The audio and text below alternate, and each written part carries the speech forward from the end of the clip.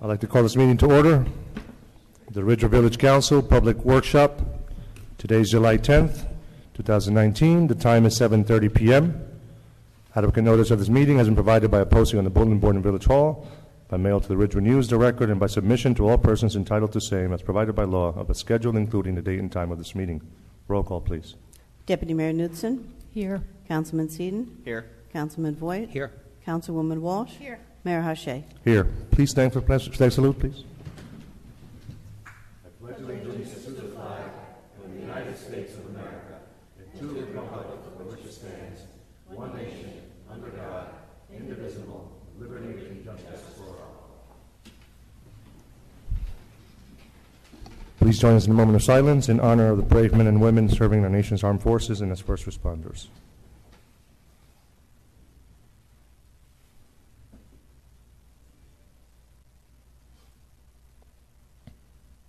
Thank you.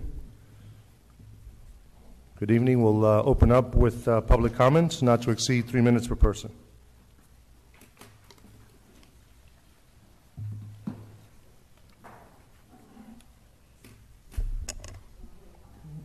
Good evening. Is it on? Is it Would on? you, there's a button at the bottom of the microphone. Could you please, a green button? Now? Could you give your name and address? Siobhan Cram Winograd, 274 Ivy Place. I'm here tonight to discuss voter turnout. Last July, I think it was July 18th, I was extremely disappointed to see this council reinstate the Board of Ed budget. I've been fairly vocal about that, but what I'm here tonight to discuss is that at that meeting there was a chart, and on that chart there were a lot of numbers regarding voter turnout in comparison from November to off-cycle, April and May. And that chart was missing a lot of data. A lot of figures weren't there. The kindergarten vote wasn't present, and some of the numbers that were there were incorrect, like a 39% turnout in 2016. I was extremely concerned with the chart. A year later, the chart's sort of circulating still, and just last week, the patch quoted those numbers, and I really want to see this remedied. So I'm here tonight to discuss that. I have a couple questions because different people are saying different things as to who made the chart, where did it come from. I know Donna and Jeff put some numbers together, and they appear to be better. I will say, I told Jeff this, and I'll say this again. For the Board of Ed, we really need to break out the binary, like budget, yes or no, up or down, and the candidacy, because they're two separate things, and not every year, like this year, is there a candidacy. With the chart, I know some people say that regardless of voter turnout, they would have reinstated the vote, but I don't really feel that that's fair to the discussion, because while this council can decide, so can the Board of Ed, and the Board of Ed was here when those numbers were presented. So I have a couple questions. Has anybody contacted the Board of Ed and said this chart's been called into question? These numbers may have been incorrect. If Donna has one set of numbers that appears more, in my opinion, One Village, One Vote, of which I'm a participant, detailed it. We issued raw data and a bar chart. Those numbers the second draft were much closer to the numbers that we've taken, and all our sources were highlighted. It's from the county clerk. At the same point, the Board of Ed is large in scope. There's 11 buildings. There's just shy of 6,000 kids. There's 1,000 staff members just shy, and their budget's $110 million. And the village's budget is huge. They affect things like our water, our parking, services, police, and fire, and many other things. It is so disappointing to see these off-cycle elections that yield such low voter turnout sort of make such critical decisions within our community. With all that being said, I feel that in order for these decisions to be made, we all need to be looking at the same information. That I really feel that chart needs to be updated and 4 things need to occur, which is what I'm here to ask tonight. I feel that the numbers need to be publicly presented here again, just the numbers. You don't have to have the whole discussion and belabor it again, but we do need to reissue voter turnout here and make sure that we have it, that it's transparent and it's true, everybody knows it. I also feel that the Board of Ed should be notified that there were some errors and omissions on the original chart from last July, and that the press should be notified because the old numbers are still showing up as per the patch article last week. And lastly, going forward, how Ridgewood votes is important to Ridgewood, and it's sort of a fishing expedition to go find it. There's differences between the county. It would be awesome on the website, which is very much improved, if there was a Ridgewood voter turnout tab, where you could see high-level ballot, of course, but we had some history, so we wouldn't be here again where people are data mining 10 years of election data. Thank you. Thank you.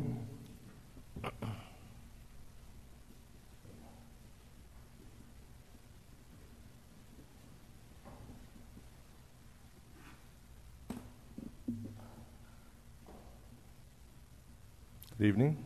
Good evening. Jan Phillips, 234 Union Street, Ridgewood. So what I'd like to talk about are boards and committees, and it's time for this council, I know, to do the same. What I did is I looked at the 17 boards and committees and the 2 commissions associated with each member of the council. I created a scoring system based on the following, and the scoring system was based on criteria that fortunately I had, because I had been on a committee with Deputy Mayor, and rightfully so, I think. She deemed these essential when she said that all committees were under review, and the council then voted, sadly, to dismantle 2. But these were the criteria. Did council members participate in the review of current committee applicants? That's just a general question I have, but this is the criteria. Attendance of committee members, very specifically I'm talking about council members. Clear identification on the website of committee mission. Clear identification on the website of committee members. Clear identification on the website of committee minutes. And clear identification on the website of terms of offices for all committee members. So I started with Mayor Haché, and this probably isn't going to be a surprise because you know what committees you're on, but nobody got a passing grade based on those criteria. And so the takeaway for me was Project Pride, or just the topic of pride, which seems to gather a lot of interest. I want to divide up into 2. So Project Pride. How does a family get appointed? When you go onto the Village Council website, not only are there several members who have not been Ridgewood residents for a very long period of time, families are on that list. Members on the committee have, as I said, long time since moved away. What's the budget for this committee? And Deputy Mayor Knutson is listed as the council rep, but Councilman Voigt, you're listed on another section as that being part of your oversight. Mm-hmm. The Deputy Mayor spoke about this at a prior meeting when we talked about the new Gay Pride Committee, and she had questions, and I have the same questions. Is this a committee or is it an ad hoc? Who appointed the members? Why were some folks surprised to see their names as a member of a committee and they never attended a meeting? It was noted that the Christmas tree, is that me? Yeah, Christmas tree fund was used for donations, and when will the committee meet again? And then the very last one is just a comment, and it seems that the Ridgewood Environmental Committee and Green Team are now the same. Thank you. That's it.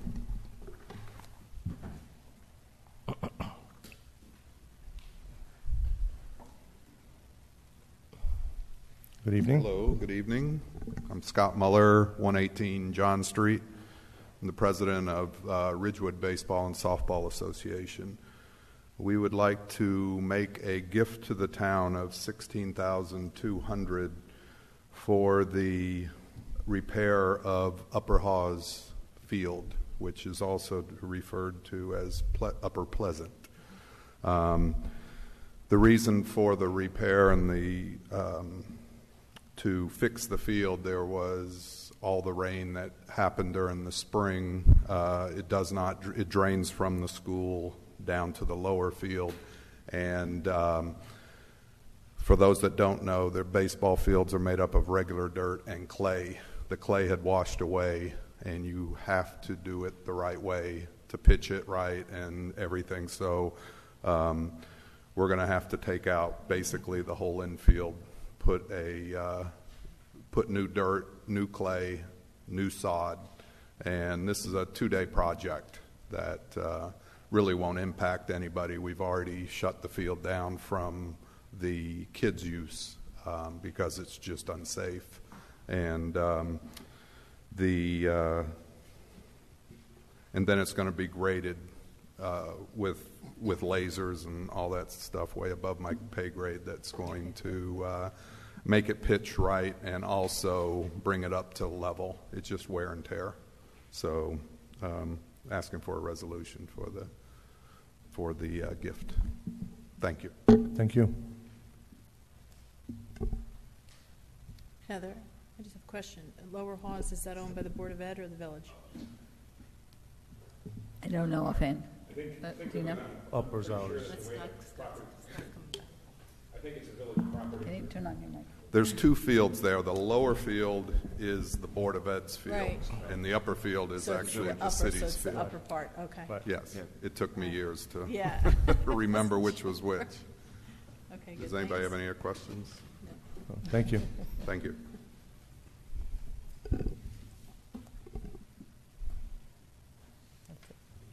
Nobody else? Okay. We'll close public comments before we move on. I know there were some questions posed regarding a chart that was circulated regarding voter turnout. Who was the author of the chart? Where was the information from? Heather, was that the one you provided to us? Is that? Yes, I provided it to the council. What I did was I took the bottom numbers, which is where the Board of Ed is, and then determined the percentage. So the information you got from an Oprah request was the overall voter turnout, whereas the bottom portion of it, because what we found is people vote the top of the ballot and then don't vote the bottom. And so that's how those numbers came about. So yes, were the numbers different? Absolutely. But again, we were looking to find out how many people voted for the Board of Ed in the general election. And the way to do that, and I did this actually in consultation with Mr. Rooney, since he is definitely a numbers guy. And so we went through that together, and, you know, maybe it was off, but overall, yes, the voter turnout was higher, but then again, those people at the bottom, you know, didn't vote as much at the bottom as they did at the top. Thank you. And then the other question was, whether or not anybody contacted the BOE regarding the turnout numbers or the accuracy. I mean, the BOE looks to us for the tabulation of the numbers, correct? Not the other way around? I haven't contacted them, but they... But they usually get the numbers from us, not the other way around. Correct. All right. That's it. Can I add my 2 cents? Sure. Sure. And this is just as a reminder regarding voter turnout, because we can play with numbers, percentages, statistics, morning, noon, and night. We can do this ad nauseum. The bottom line, and I will always maintain this is the bottom line, 0% of the registered voters can vote on a budget if there's only a November election. Removing an April election, 0% of the registered voters can vote on the budget. With an April election, 100% of the registered voters have the opportunity to vote on the Board of Ed budget. It's very simple. 0%, 100%. I like my vote. I don't want to be disenfranchised. I don't know about anyone else. I suggest everybody keeps their right to vote. Thank you. Thank you. We'll move on to... Just one question. Sure. Matt, is that correct? I mean, there is the opportunity in November. You know, we've had this discussion on the council a number of times. One of the things that the council asked me to do back in, I think, the first meeting in June was to try, find out information with regard to the 2% cap, because the issue is that in the November election for the Board of Ed, if they don't exceed the 2% cap, nobody gets to vote on the budget. And then the issue was that how often does it exceed it, and how does it exceed it, and what costs and expenses can be either exempted or accepted from the 2% cap. And that's what we're going to report back into the council about. I sent an email to the council that said that I checked with Bob Rooney. Then we also had a discussion with our auditor. There is a budget guideline for Board of Ed that I circulated around. Again, with some comment with regard to how we're going to deal with this when Bud Jones from Nisavocia, our auditor, comes here to speak about the annual audit, usually in August or September. We'll force him to give us some answers with regard to the Board of Ed budget process, and he can talk about that then, and instead of bringing him up for a separate meeting and bringing him up again. So we'll deal with that when it comes up in August or September and Bud shows up. Okay. Thanks. And just to that point, and I can't help but point this out, I think that the last November budget vote for the Board of Education, was that November 2017 or 18? Well, anyway, really irrelevant to my mind. The Board of Ed increase was 3.62%, plus or minus a fraction. And there was no budget vote in November, even though the budget exceeded the cap by 1.6 plus or minus %. There was no vote. That's a matter of public record. Anybody can read it. And it goes to that point as to whether or not an increase over the 2% cap necessarily results in a vote of the people. And it doesn't necessarily. There are a lot of exemptions and exceptions. It's the law. I'm not going to argue one way or the other, but there is the opportunity to vote in November. So if it exceeds the cap and some of the exemptions, I'm not going to argue about it anymore. Okay. Once again, it can easily exceed by substantially exceed the 2% cap based on exemptions and exceptions, significantly increase the 2% cap and not result in a vote. That's the way it is. That's the law. Anybody can read it. And I just want to say one more thing. I'm going to warn everybody and just ask everybody, when you read information published on social media and One Village, One Vote, no, I was not, no, I will not addressing you at all. One Village, One Vote, I would just, anybody reads information, please email Village Council, necessarily, not everything that you read is accurate. Social media, elsewhere, be very careful that what you're reading, the accuracy of it. Are you saying that One Village, One Vote is inaccurate? I'm not. I'm sure. suggesting posts on social media that stated that there was a vote, and anything that exceeds 2%, there is a vote in November, is not accurate, and I stated so on social media. All right, Anyway, let's move on. Matt, when is this when are we expected to have the information you said? Well, the discussion, I think, will happen when Bud Jones from Nisavocia, our auditor, comes here to discuss the annual budget. I think we can... The annual audit. The annual audit, yeah. Right, Okay. sorry. The annual audit, which he does every year. Yep. And usually does it in August or September, depending on when things are ready. So we'll piggyback that issue on Bud's presence that night. So in a few weeks. Okay, thank you. In a few weeks. Move on to manager's report. Okay, I just want to mention that July 4th was spectacular. The weather cooperated this year. We're very grateful to all our volunteer committee members, led by Tara Masterson and Legal Senin. I also want to thank all the village employees who worked that day, and it was a wonderful event. The next Village Council public meeting is scheduled for a week from tonight, Wednesday, July 17th. After that, the Village Council meetings are August 7th and then August 14th, because we have a reduced meeting schedule in the summer. I want to update you on the Zabriskie-Shedler House. The original 3 bid submissions were rejected due to compliance issues. Our historic architectural consultants met with their engineers to identify areas for cost savings. They are fine-tuning the requirements and will reissue the bid in the next few days. We are targeting the August 7th work session to discuss the award of the contract and possibly have a special public meeting that evening if the council is amenable to that, so that we can award the contract. I want to update you on the archaeological investigation at Shedler. The Hunter Research performed an archaeological assessment at the Zabriskie-Shedler House and property. The goal of the assessment was to define areas of likely archaeological sensitivity within the property and to provide recommendations for archaeological resource management procedures. In particular, it's for the Revolutionary War-related archaeology on the property. Given the proximity of the Paramus Reformed Church and crossroads to the subject property, and that the property was apparently an underdeveloped part of the church's land, it is considered likely that some of these wartime activities extended onto the Zabriskie-Shedler property. The first permanent historic occupation of the subject property is believed to have taken place in 1825. The relative lack of landscaping and ground disturbance observed immediately around the house suggests that there is potential that historic archaeological deposits related to the 200-year occupation of the Zabriskie-Shedler house may survive. There is also a moderate potential that remnants of the foundations of the outbuildings survive. An archaeological survey of the property is recommended if significant ground disturbance is planned. There may be further archaeological investigation in the next few months during the external and internal restoration rehabilitation of the Zabriskie-Shedler house. I want to mention that Stacy Antine and her staff at Health Barn painted the interior of their space. The paint supplies and staff time equate to approximately $2,700 in improvements to this village-owned property, which was completed free of charge.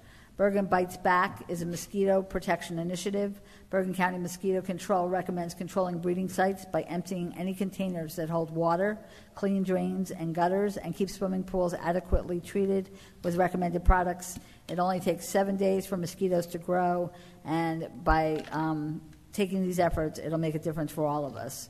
The Ridgewood Guild sponsors Art in the Park evening events this Friday, July 12th, and then August 2nd. Take a stroll in Memorial Park at Van Ness Square and enjoy music and artwork displayed by local artists. Graydon Pool is open daily from 10 a.m. to 7:30 p.m. You can still join. There are spray fountains, Adirondack chairs, a shade system, the Water's Edge Cafe, swim lessons, story time under the pavilion, movie nights, concerts, and more. The Cashwell Memorial Shell, located right here on Veterans Field behind Village Hall and the library, provides free live popular music concerts on Tuesdays and Thursday nights at 8:30 p.m. Come on out and enjoy some free concerts under the stars. The senior bus is available for transportation to several of these performances. Front row lawn chairs are provided by Age-Friendly Ridgewood for the senior bus riders. If you wish to have a ride to the Cashwell Shell, please dial the village manager's office in Village Hall.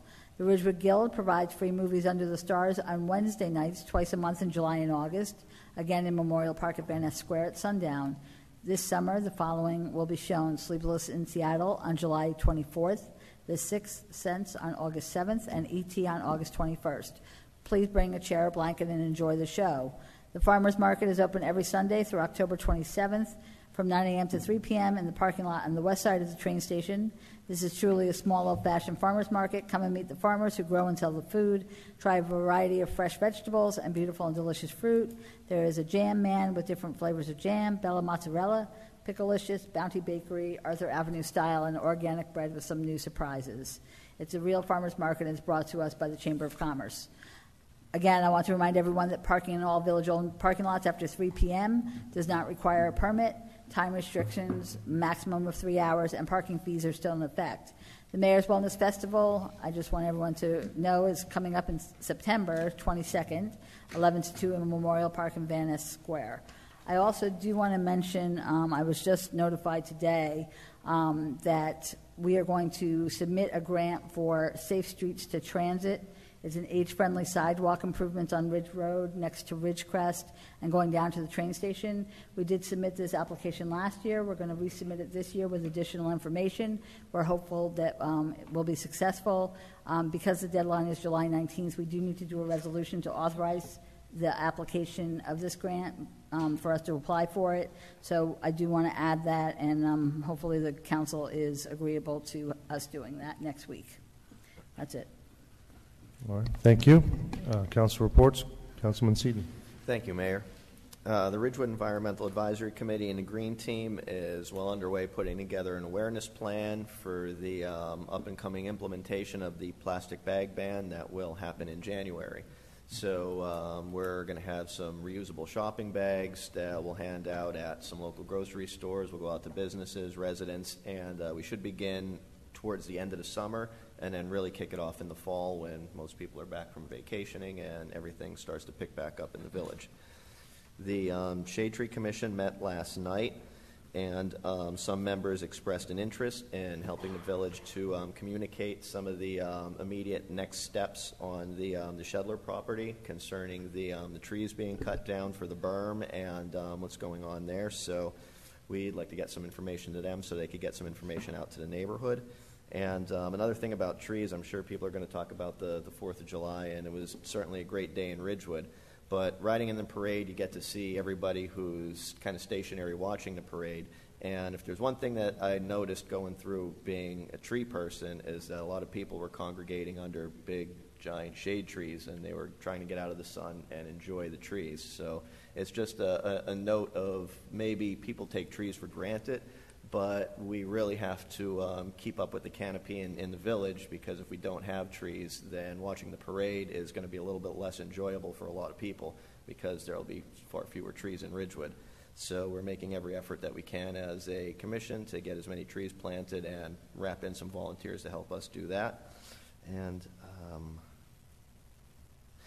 as a reminder, I've heard a couple people I've spoken to, their cars have been broken into, so just lock your cars at night. If they're in your driveways, lock your doors. I've heard anecdotal instances of some break-ins happening, so just a reminder to don't leave valuables in your car or leave them open. And I think that's it. Thank you. Thank you. Deputy Mayor? Thank you.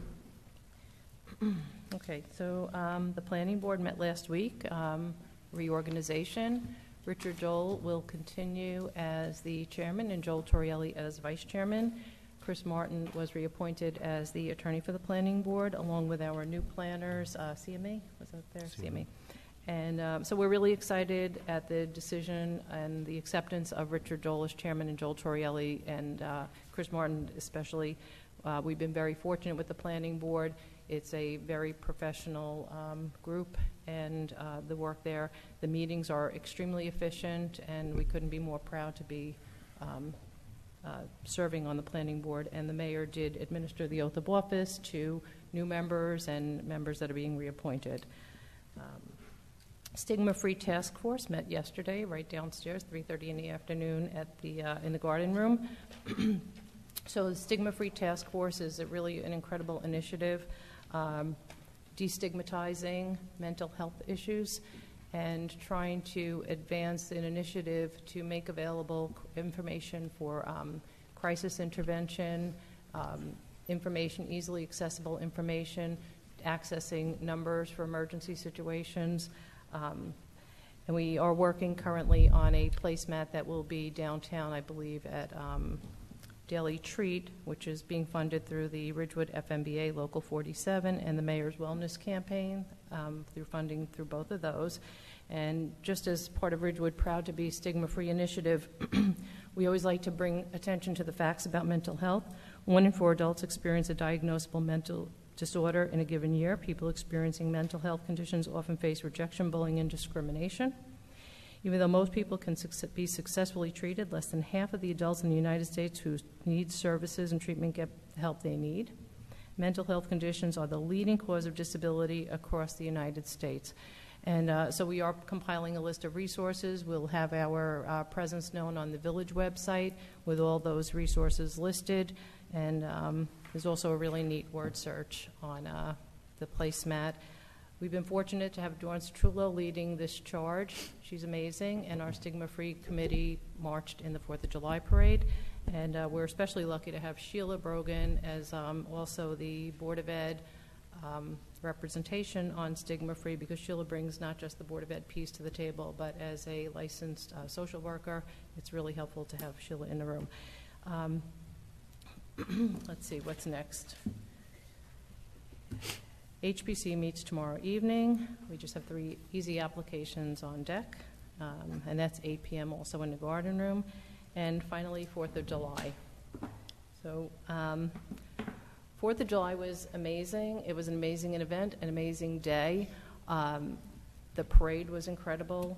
The bands, having the opportunity, as always, to sit in a review stand, and the amount of planning that goes into the 4th of July, all-day programming, really can never, I don't think anybody can really appreciate the amount of planning that goes into this. And we're very fortunate to have Tara Masterson, Legal Senate, and Chris Ramundi leading the charge, and Tara Masterson as the president for the 4th of July Committee. And as everyone knows, or it should know, it's a 501c3 organization that is self-funded and receives no funding from the Village of Ridgewood. So the parade, the entire day went off perfectly, and the evening events and entertainment was incredible. And then with the fireworks, and it was that little mishap that I'm sure everyone knows about.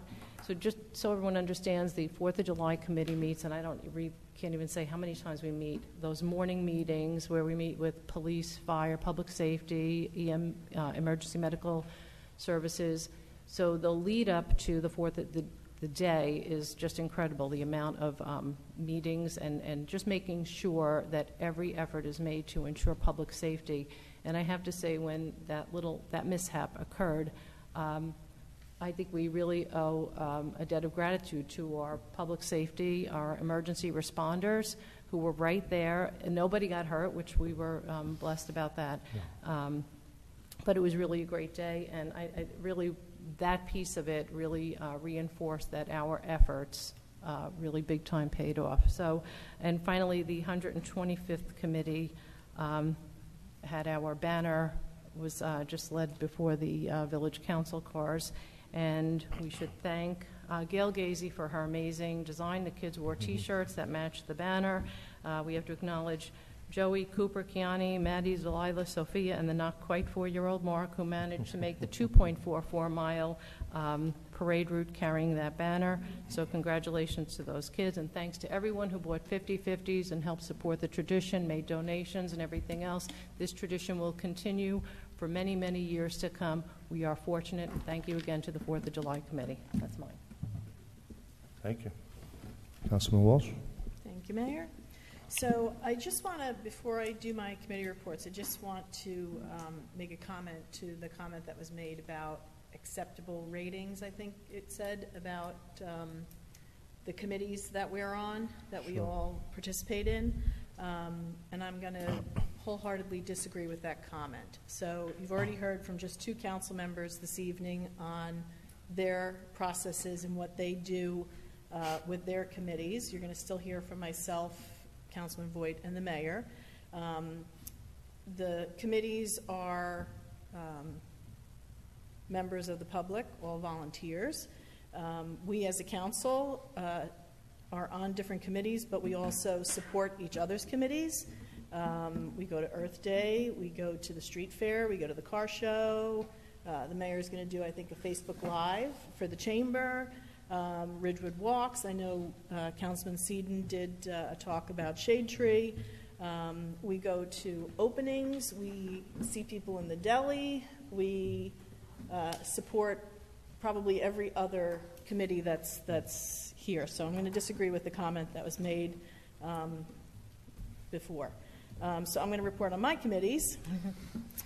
The library obviously has the paperwork from the state and is reviewing everything, and will hopefully come up with some questions if need be, but we'll also be working on any type of an application that's done by us. I'm going to report on my chamber meeting that was this morning. The chamber is happy to announce they have 14 new members, which is great because usually the summer is kind of quiet, so that's nice that they have 14 new members. They want to remind everybody that the car show is on September 6th. And if you remember last year, we were rained out, so we're hoping that this year is going to be a big year. We'll have even more people come for that. There were some questions about the tree wells and what the process is with the tree wells in terms of Project Pride, the monies that Project Pride gets, the expectation of the property owners or business owners, and what REAC or Shade Tree, how it all works together, what's the percentage of who's supposed to be doing what. Because obviously there are some where some of the business owners really take pride and really dress them up and weed them on a regular basis, and then there are others that don't. So for those that don't, does it fall on the village to then maintain those that maybe aren't maintained as well? What is our responsibility to keep the beautification of the village more consistent? So that was one question. The other question, and I think that you reported maybe a couple of meetings ago about the blocks and the drainage that are going to be coming out, the bricks, and how that process is going to move forward. Is it going to be as you're doing trees? Like, is it all going to be done at the same time, or is it going to be on a case-by-case basis, I guess? I think what engineering's working on right now is a spec to do one side of Chestnut Street, I believe, because we found trying to do individual test pits, it gets very expensive because you have to bring it, all the workers and the equipment and everything to do one tree pit. So if we could do several of them, we could do it for maybe less expensive to do more of them. So I think engineering's working on a bid to go out to see what the cost would be to do it on one side of Chestnut Street. Okay. And then do that. But I mean, we have all the specs and the planning. The Shade Tree Commission's been working on this for 2+ years. Yeah. So we have all that information. It's just a matter of being able to put the funding in place. Okay. And then, the other question that came up, obviously, was parking. Because we're going to be shifting with the new garage, the parking from Hudson to the train station lot, the topic came up again that the employee spaces are remaining vacant. And I put it to the chamber to talk amongst themselves and come up with a decision whether they want us to turn them all into flex spaces, because we really are going to need those parking spaces, and it hurts them as much as it hurts us. It hurts us in terms of revenue, but it hurts them because if a customer is circling and can't park there, especially in the cottage lot, it's going to have an impact on their business. And then I guess the other question was they wanted to know, are we planning any special celebration for shovels in the ground? And they wanted to be part of it and to be able to, celebrate with us. Although the actual shovels in the ground happens in the middle of August, we're planning a shovels in the ground kind of ceremonial after everybody comes back from Labor Day. Okay, so they want to enjoy that day with us. Sure, absolutely. So, and they said they'd even offer their big scissors if we wanted to cut a ribbon. Oh, so we're going to cut the ground? They need a shovel. Don't we cut the ribbon when it's done? Yeah, I was just going to say they can save the scissors for when it's done. I think they wanted to say cut the ribbon ceremoniously. It's the start of it. So that's all I have to report. They want to pay you to. Councilman Boyd? Thank you, Mayor. As part of citizen safety, the Sherman Place update, which is excessive parking on the northern end of Sherman Place behind 88 West Ridgewood Avenue. The mayor, I, along with Chief Lutke, Captain Amoruso, Sergeant Chuck, Heather, and Chris met with residents of Sherman Place to discuss parking issues on July 1st. We reviewed the following: the potential for opening up parking metered spaces on West Ridgewood Avenue near 88 West Ridgewood Avenue, the office building. Possibility of offloading employee parking to other locations, such as West Side Presbyterian, a parking lot that's on Washington Place and West Ridgewood Ave, and they also were concerned about speeding on Washington Place. What we agreed to do for the next several months over the summer is evaluate the usage of metered spaces on West Ridgewood Ave. We're going to talk to the employers at 88 West Ridgewood Ave and the owners of the building to ensure they're aware of the issue, and I'm sure they are, to seek their inputs. We'll reconvene in September to review findings and discuss next steps. We'll also monitor speeds on Washington Place. So there's a meeting coming up in a couple months. So that's it. Thank you. Thank you. I just have a couple of things to report on. July 18th, 9:30 a.m. to 12 p.m. is the Mayor's Summit, which is regarding paying for PFAS and recovering the cost of removing drinking water contaminants. I will be opening up the discussion. This is going to take place in Middlesex County Community College in Edison, New Jersey. And this is being sponsored by the Association of Environmental Authorities and the Drinking Water Coalition of New Jersey. Wanted to just provide an update on the 125th anniversary. We're going to be hosting a 125th anniversary gala dinner. Felina, in their new catering space, soon to open, has very kindly agreed to let us use the space For the gala dinner, the original plan was, or the discussion was, to have something on village property and have a taste of Ridgewood. That way we give everyone an opportunity to get a taste from different restaurants. And again, Felina was so generous as to say they can open up their doors to allow those restaurants to bring in their catering. So I thought that was a very nice gesture on their part. They felt that it was very, very important to work together promoting this big anniversary for the village. So that's going to take place on November 2nd, Saturday, and we'll be sending out more details, including the times in weeks to follow. And that's all I have. When is our next committee meeting on that, the 125th? Next one is scheduled for Monday, next Monday coming up. Okay. I just had a quick question about Councilman Walsh's report. From the to the curb, if as a homeowner, to the curb is my responsibility to maintain. Does that change down in the CBD with a building owner? Is that I'm gonna have Councilman Seaton comment on that, because I know that they went through a couple of years ago and did a cleaning. So we did. It was we did a with the first year, even before the first year I was on council, we went through one summer every Monday for just about 3 months of the summer. We went down. Monica Buser, myself, Ellie Gruber was there for a few. A lot of people were in it. A lot of people were there. A lot of people were in and out. We weeded just about all of the tree wells downtown. Mm-hmm. So we then had a landscaping committee where we discussed small gardens and things like that. Whose responsibility is it, and can the village handle it, and which volunteers are doing what? So what we ended up doing was, if you remember, we amended the snow removal ordinance for downtown, mm-hmm. and we also included the tree wells. So the thought was we would have, a contractor go through and weed and mulch the tree wells once, presumably well before the 4th of July, but sometimes weather or whatever, but definitely before the 4th of July.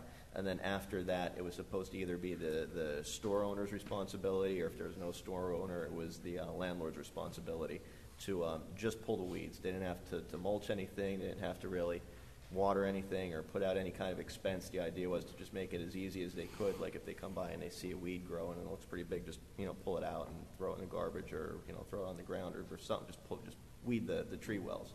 So that amendment was made, and it's on the books. So I would imagine it's just a matter of enforcement.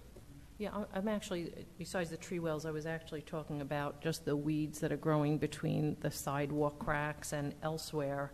I know that Project Pride, and it is Project Pride, that typically, and I know this year they did as well, they send out a notice prior to July 4th asking everyone to clean up in front of their building so that it looks nice and clean and tidy for all the visitors and parade watchers. So I just wondered about that, like in terms of like the because sometimes when the weeds are growing, it actually undermines the integrity of the concrete and the masonry work. So I don't. Whose responsibility is that? Yeah, we deal with that. We deal with that regularly. It is the responsibility of the property owner. Mm-hmm. Okay. All right. All right. We have a presentation tonight from Kensington Senior Living, and we have representatives here. Michael Raffiti from Kensington, and are you, Mr. Rutherford, coming up as well, or? Oh, okay. Perfect. Welcome, Michael. Yeah. Make sure your microphone's on. Thanks. Test. Oh, there we go. That's good. Okay. Good evening, Mayor O'Shea, members of the council. Thank you for having me here tonight. I appreciate you taking time out of your busy and packed agenda to hear Kensington Senior Living's potential preliminary plans for an assisted living community in Ridgewood. My name is Michael Raffiti, and I'm a development partner with Kensington. I'd like to start with the Kensington overview, go into the site overview, a vision for Ridgewood, and finally, benefits to Ridgewood. Kensington was started formally in 2010 by a few principal partners who were former executives of one of the nation's largest assisted living companies. They have built and managed over 400 assisted living communities and financed over $6 billion of real estate across the United States and into Europe. Kensington is unique. We are a developer, owner, operator of assisted living communities. We are our own developer, owner, operator of assisted living communities. We are internally funded. We are a long-term holder. We do not have any intent to sell. Everything is owned 100% by Kensington's partners. We don't take any money from Wall Street or pension funds or life companies. So what that really does is allows us to make decisions quickly without any bureaucracy and do the best thing for our residents, for our employees, for our communities.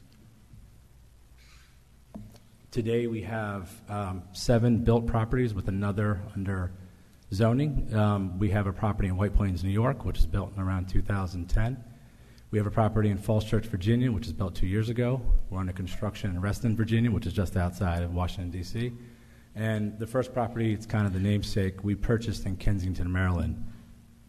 We are also obtaining zoning approvals in Verona, New Jersey, concurrently to this. And we'll go over to California.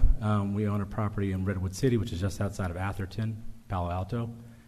We have a building in Sierra Madre, California, Southern California, and we just opened, actually yesterday, in Redondo Beach, California. Just to give a site orientation, we are the contract purchasers of 246, 256, and 264 South Broad Street. It's currently known as the Ridgewood vehicle. It is adjacent to the West Bergen Mental Health, across the street from the AME Zion Church, and about a block south of the Dayton, the new apartment building that's currently under construction. A little more detail on the site. It is 1.8 contiguous acres. Zoned, all 3 are zoned R3. Again, it comprises of the Ridgewood vehicle and Barry's Ridgewood auto body. There's also a single-family home in the middle between the two. It's important to note that the auto body shops are obviously a non-conforming use. Surrounding uses. The key here is that there is a variety of uses in this specific area. There are institutional uses from West Bergen Mental Health to AME Zion Church, and slightly south, the Mount Bethel Baptist Church. There's commercial and retail, as noted by circles 9, 10, and 12. There's single-family home residential, noted by 2, 6, and 7, and obviously there's a home on the site. And finally, multifamily, 5, 8, and 11, with 11 being the Dayton. So the key is that we believe the use fits into the context of the corridor, as there is not one specific use that dominates the specific corridor. Existing conditions. I wanted to put up a few slides of what the site currently looks like today. Again, on the left, you see the Ridgewood vehicle and Barry's auto body with the single-family home in the middle. In the rear of the site towards the train tracks, I believe the owner today currently leases part of the site to various other car users, U-Haul, et cetera, et cetera. Again, the key points of these slides is that obviously the auto body shops are non-conforming uses. The area and the site is somewhat of an eyesore, and it is the blight in the area. The buildings are likely non-compliant with current code, and an initial environmental study that we did showed that the site is likely contaminated. Just a few more. There's one of Barry's auto body from South Broad, one of the rear of the site in the bottom right. You can see cars parked in the back. Those are leased spaces. The bottom right is a single-family home, which you can see is clearly in a deteriorating condition. Okay. So with that, I would like to take you to what Kensington proposes for Ridgewood. We are proposing 90 plus or minus units of assisted living, which is up to about 130 residents. Now, that's 130 state licensed residents. You would never normally run it at that level. We're proposing 3 stories of living space over a parking garage at grade hidden behind the facade. The architecture historically inspired and is custom tailored designed to fit Ridgewood. There's breaks and massing using varied materials, varied roof lines with dormers, and varied high-end materials in facades such as brick, stone, stucco, and other cementitious siding. Combination of a secure garage and outdoor parking spaces, which you can see on this slide. So our conceptual site plan, the building wraps the center courtyard, which is a main courtyard on the second level. Each level will have its own outdoor space kind of in the center. The building is set back from South Broad, somewhere between 25 and 30 feet, which creates a great landscaping, welcoming area, a great promenade. There's full 360-degree ingress-egress access around the site with 2 entrances on either side of the building for garage access. There's loading in the rear. And obviously the setbacks, the drive aisles and the parking spaces along the side and rear create a setback to adjacent properties. Drive aisles are typically 20 to 24 feet. Parking spaces another 20 feet or so. I'd like to go next to some of the projects that we've built. This is the most recent project we've built down in Virginia. It's about 3 miles outside of D.C. It's 5 stories. Obviously, we're not proposing that. It was built 2 years ago on a busy road in a downtown urban area. Probably gets 30,000 cars a day that travel past it. There's single-family homes behind it, and it's adjacent to a Hilton Garden Inn hotel. The photo on the top right is a building that we own and built in White Plains. It's 6 to 7 stories. This is obviously not representative of the architecture or the style or the height that we're proposing in Ridgewood. The point of this building is to show that each project we build is custom designed to the specific site. So this site sits on half an acre and is adjacent to a 7-story parking garage. This was basically the configuration that fit. Kensington doesn't have a cookie cutter development plan or building or set footprints or floor plans that we use. So every site is custom and thoughtfully inspired by the exact site and the exact market. The photo down below is a concept elevation in Verona. Again, it's 3 to 4 stories, cementitious and masonry facade. The site slopes from about 15 to 18 feet. It is on Bloomfield Avenue, directly on Bloomfield Avenue that runs from Montclair through Verona. And we can go to California. Obviously, the architecture and style is much different. It looks like California. But again, high-end custom design on different size pieces for different size parcels for different size buildings and different markets. And same here with Redondo Beach. This is in California. Again, this delivered this week. The site's over 3 acres, 2 blocks from the ocean, Pacific Ocean, on Pacific Coast Highway. Again, custom design, custom site.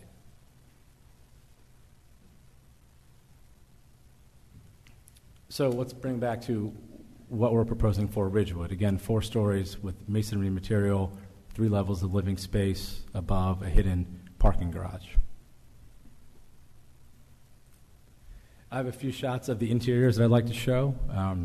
The top left is a dining room from a Falls Church property. The bottom right is an example of an outdoor terrace that's also on our Falls Church property. This terrace and dining room would be representative of what we would bring to Ridgewood. That would be representative of the outdoor space kind of on every level.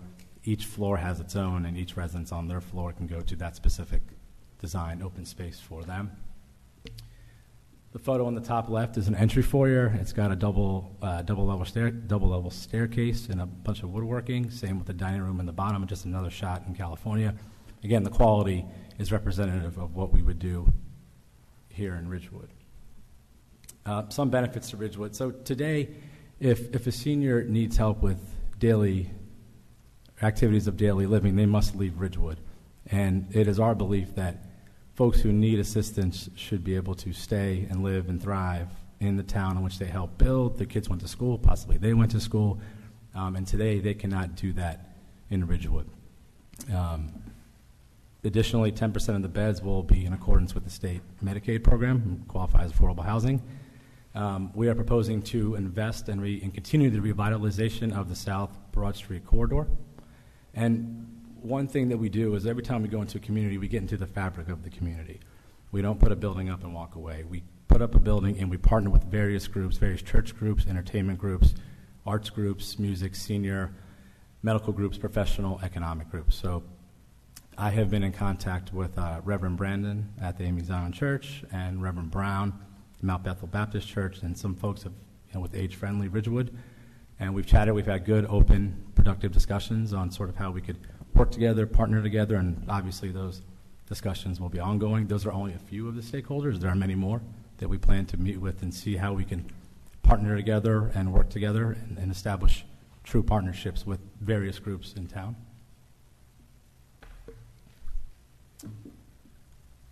Other benefits, we sponsor various local events and community activities, food drives, clothing drives, festivals, do community service activities and holiday events.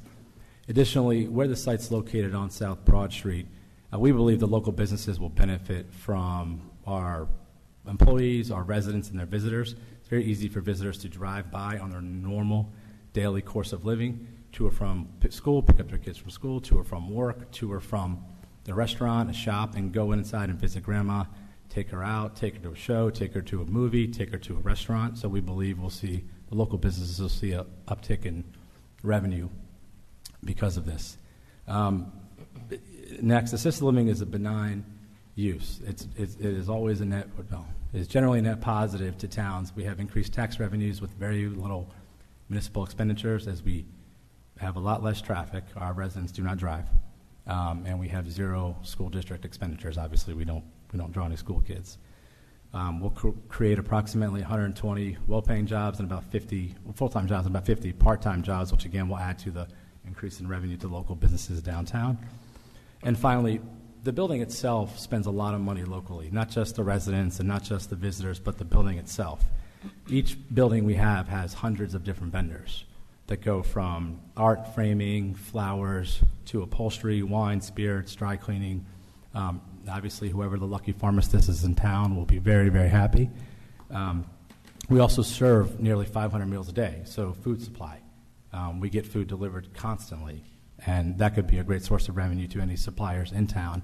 Additionally, maintenance and service contracts, medical supplies, office supplies, beauty supplies, dining supplies, all the things that we buy daily, often, and we would look to partner with folks locally to do that inside of Ridgewood, if the services are available. So there's a few different avenues to help bring this project to Ridgewood, and we believe the most appropriate avenue would be through a redevelopment designation, which provides a handful of benefits, and I'll just go through a couple of them. A redevelopment designation allows Ridgewood to work closely with Kensington to formulate an acceptable design and bulk design list of uses, and basically they have more control over the process and what gets built there. Obviously, tax abatements can be granted, which gives Ridgewood more control over where the revenue goes and how it is shared. Additionally, as I mentioned before, this site is likely contaminated, and redevelopment areas can be eligible for financial assistance from the state. And finally, affordable housing included in a redevelopment area can be eligible for bonus credits. So, kept it short, and I appreciate you having me here, and we are excited about this potential project, and I would love to open up to any questions you might have. Sure. Start, Councilman Cena, any questions? I don't have any questions at this time, Mayor. Thank you. Deputy Mayor, any questions for Mike? I'm just formulating my Okay. questions. Councilman Walsh? Thank you, Mayor. So I just have a couple of quick questions. Obviously, that corridor is going to have increased capacity. We have a development going in there, and we have a parking garage going at the end there. So 120 employees and 50 part-time employees. I'm assuming those are in shifts. Right, those are total employees. It's a 7-day, 24-hour operation. Yeah. So those are 3 different shifts, right? Yeah, and so how many on-site parking spots? Because you said that they're going to be I guess they're going to be at grade and then built above. So how many spots are going to be there because my mom's in assisted living, and we visit her, somebody visits her either Right. every day or every other day. She's in a pretty big building, so I'm assuming that you'd have all of those guests visiting as well as your staff. So what's the ratio in terms of who's going to visit and the staff parking on site? We will have roughly 70 parking spaces, which encompasses staff, which encompasses employees and residents, although, again, residents typically don't drive. The state requirement is 0.5 per unit. So that would be 45 parking spaces for 90 units. We are proposing 70. That 45 from the state encompasses employees and visitors and residents, et cetera, et cetera, et cetera. Okay. And then the units, you said 10%, so 9 units obviously would be affordable housing units. I believe it goes on beds, so 13 plus or minus beds. 13 beds. Okay, that's all I had. Thank you. Councilman Voigt? Yeah, thanks for the presentation. Couple questions on traffic. Are you going to do a traffic study on this? Can provide us with some information on the level of in and out at that particular location? That would be very helpful.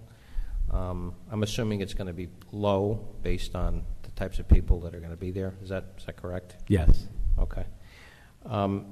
The creation of jobs you mentioned. Can you tell me a little bit about the types of jobs that will be created, and any preference to Ridgewood residents themselves who are looking for jobs that might be able to avail themselves of that?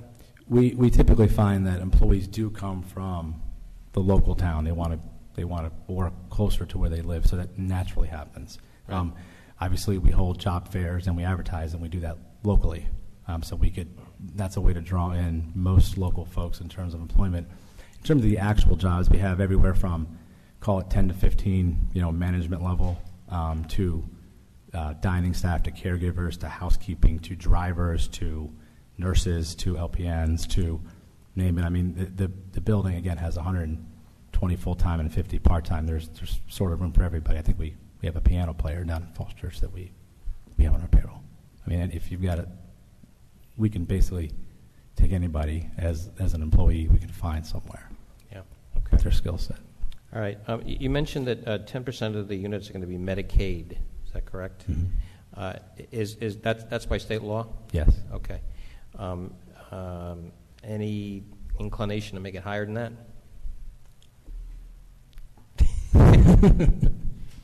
to help. We can absolutely talk about that. Okay. You mentioned taxes. I'm assuming there's going to be you're going to be paying property taxes there. Or again, if a redevelopment area, a pilot. But yes. Okay. Any guess as to what those taxes might be? I don't have that right now. Can you help us with that? At some point, just provide us with that information. Sure.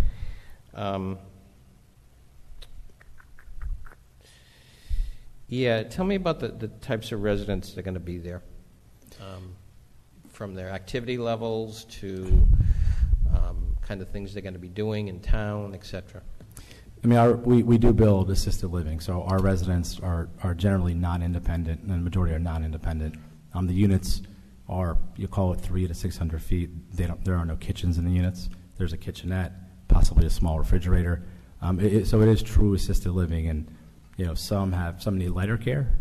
Some are there because their spouse is there and they're totally independent, and they can walk around and even drive if they have a car, which is very rare. And all the way up to folks who have mid and late stage dementia. So to encourage activities, we have a bus that we take folks around, and we have outings, and we have entertainment, and we take them to shows, take them to restaurants, baseball games, high school baseball games. So we facilitate our residents going out, and also, again, we bring folks from the outside in terms of music and shows and so on and so forth. So we have a ton of activities inside the building, and we put a ton of activities outside the building as well. Okay. Any thought as to how you envision incorporating this with, say, age-friendly Ridgewood, and some of the things they're doing? I know I'm assuming you talked with Sheila Brogan and Sheila and Beth Abbott. Yeah. Yep. So we had a nice short discussion, and we've talked about, again, promoting their mission and us, and them promoting our mission and working together. And it's a lot of education. I think people go to them and ask for advice and help, and we can certainly work into that.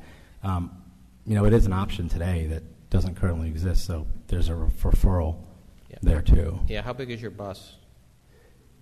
Probably holds about 15 people at any given point.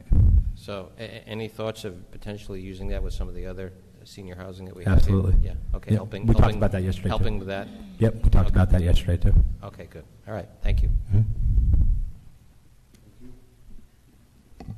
Deputy Mayor, you ready for questions?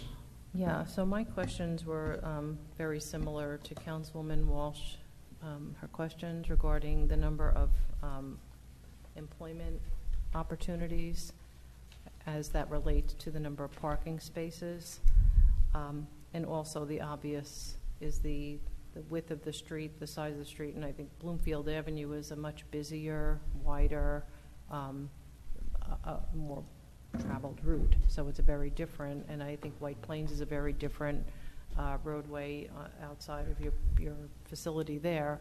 So clearly the Broad Street has its challenges. It's just a very narrow corridor.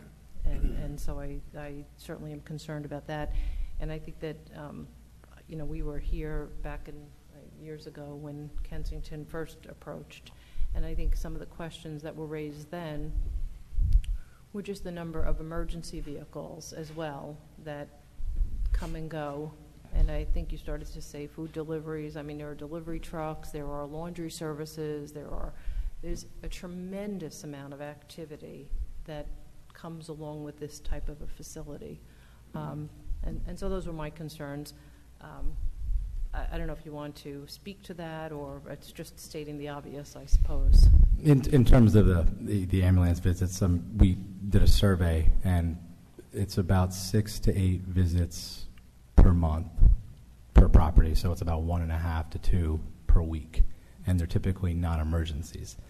That counts people coming back from rehab or coming back from a hospital or going to, so Right. typically aren't coming through, but they'll There's only always like a little ambulance coming back and forth Right. to whatever physical activity, kidney dialysis, whatever. Mhm. Right. Okay. Right. I just had a quick question, because several times you said likely contaminated, and I thought that you said you did some work on, it's an interesting term because it's very non-committal, and I just thought you'd speak to that. So we did a phase 1, which is sort of a review that does not involve digging, and the phase 1 came back and said it's likely contaminated for XYZ reasons, so go bore and figure out what's under the ground.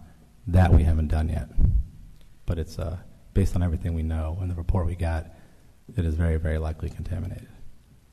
Likely, okay. So I would just only ask that you forward, do we have a copy of this presentation and also a copy of the report you're speaking to? So can we get copies of all those materials just for the village council for our review? I think you have the presentation, but I'll send over the... I'd like to see the environmental report that indicates likely contaminated, what the borings were, et cetera. Thank you. Got it. Thank you, Michael. I guess everyone took all my questions away. But just in terms of the communities where you're currently operating, and they're very different. I mean, I've been to Falls Church, very different from White Plains, very different from Redondo Beach. What is typically sort of how you measure the impact of how you it's a symbiotic relationship within the communities?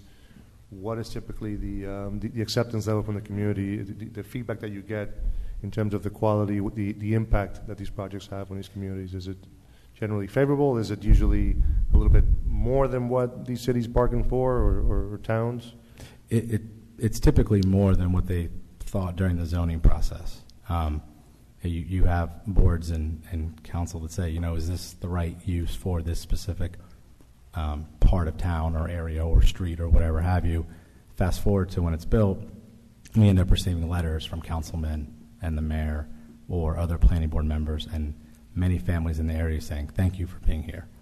It happened at White Plains and Falls Church. In fact, I will say that the mayor did not vote for us, and now his aunt is living in the building, so he's very happy with us. I have many quotes from different mayors and planning board members stating how pleased they are with our buildings around the country, and I have hundreds of letters from residents and vendors and local businesses that I could share. And you talk about your essentially your governance and your corporate structure is pretty much kind of family owned. Is there any plan in sight for an exit, or is this the family really planning on keeping a multi-generational type of business? Yeah, I mean, again, to my knowledge, they're generational assets. We don't have an intent at this point to sell, and we have not, recapitalized with another equity source or ownership source. They're all 100% owned by, 95% owned by 3 individuals, basically, and the other 5 are other smaller members of the partnership. Great. I have another question. Sure. Yeah. just so I understand, so are you seeking, or you'll be looking to have this redesignated as an area in need of redevelopment? Is that what I understand you're suggesting? Yes. Okay. And then in terms of, did I just repeat one more time, the grant monies available for as an area in need of redevelopment in the context of the current remediation issues that you've relayed? So I believe there is money available for redevelopment areas for sites that are contaminated. We haven't explored that in terms of how much or what's available or even the extent of the contamination. I just have a large phase 1 report that's told me that I need to dig further. Okay, good. Well, thank you very much, Michael. Thank you. And I guess the only thing that we're waiting for now is just a report for the contamination. Okay. Yeah, perfect. Thank you. Yeah. Thank you.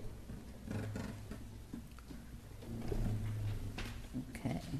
So we're ready for discussion items?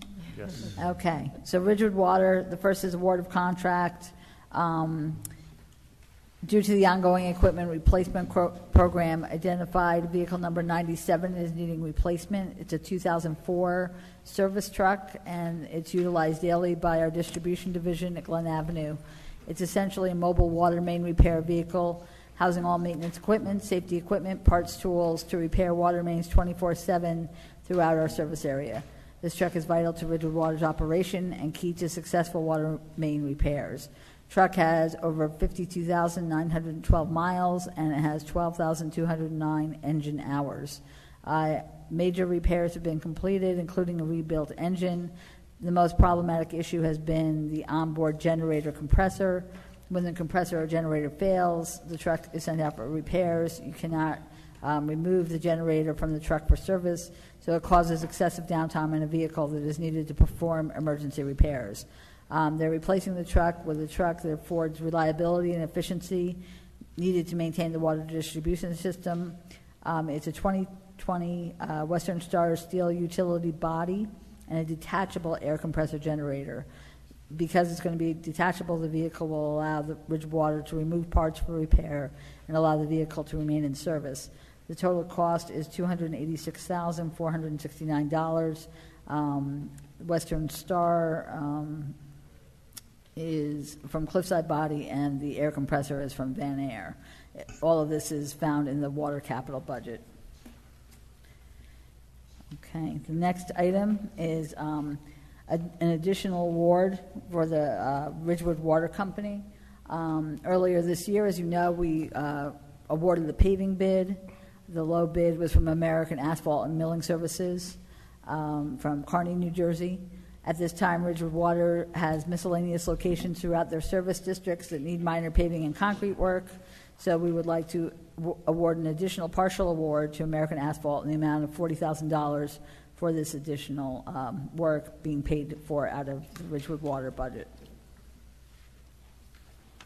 The next item is awarding a professional services contract for engineering consultant for Farview and East Side Station improvements. As I mentioned, this is a professional engineering service. June 20th, we received proposals from 3 pre-qualified engineering firms, which was Boswell Engineering, Arcadis US Inc., and Suburban Consulting Engineers. Boswell Engineering of South Hackensack, New Jersey, was the lowest proposal at $150,000.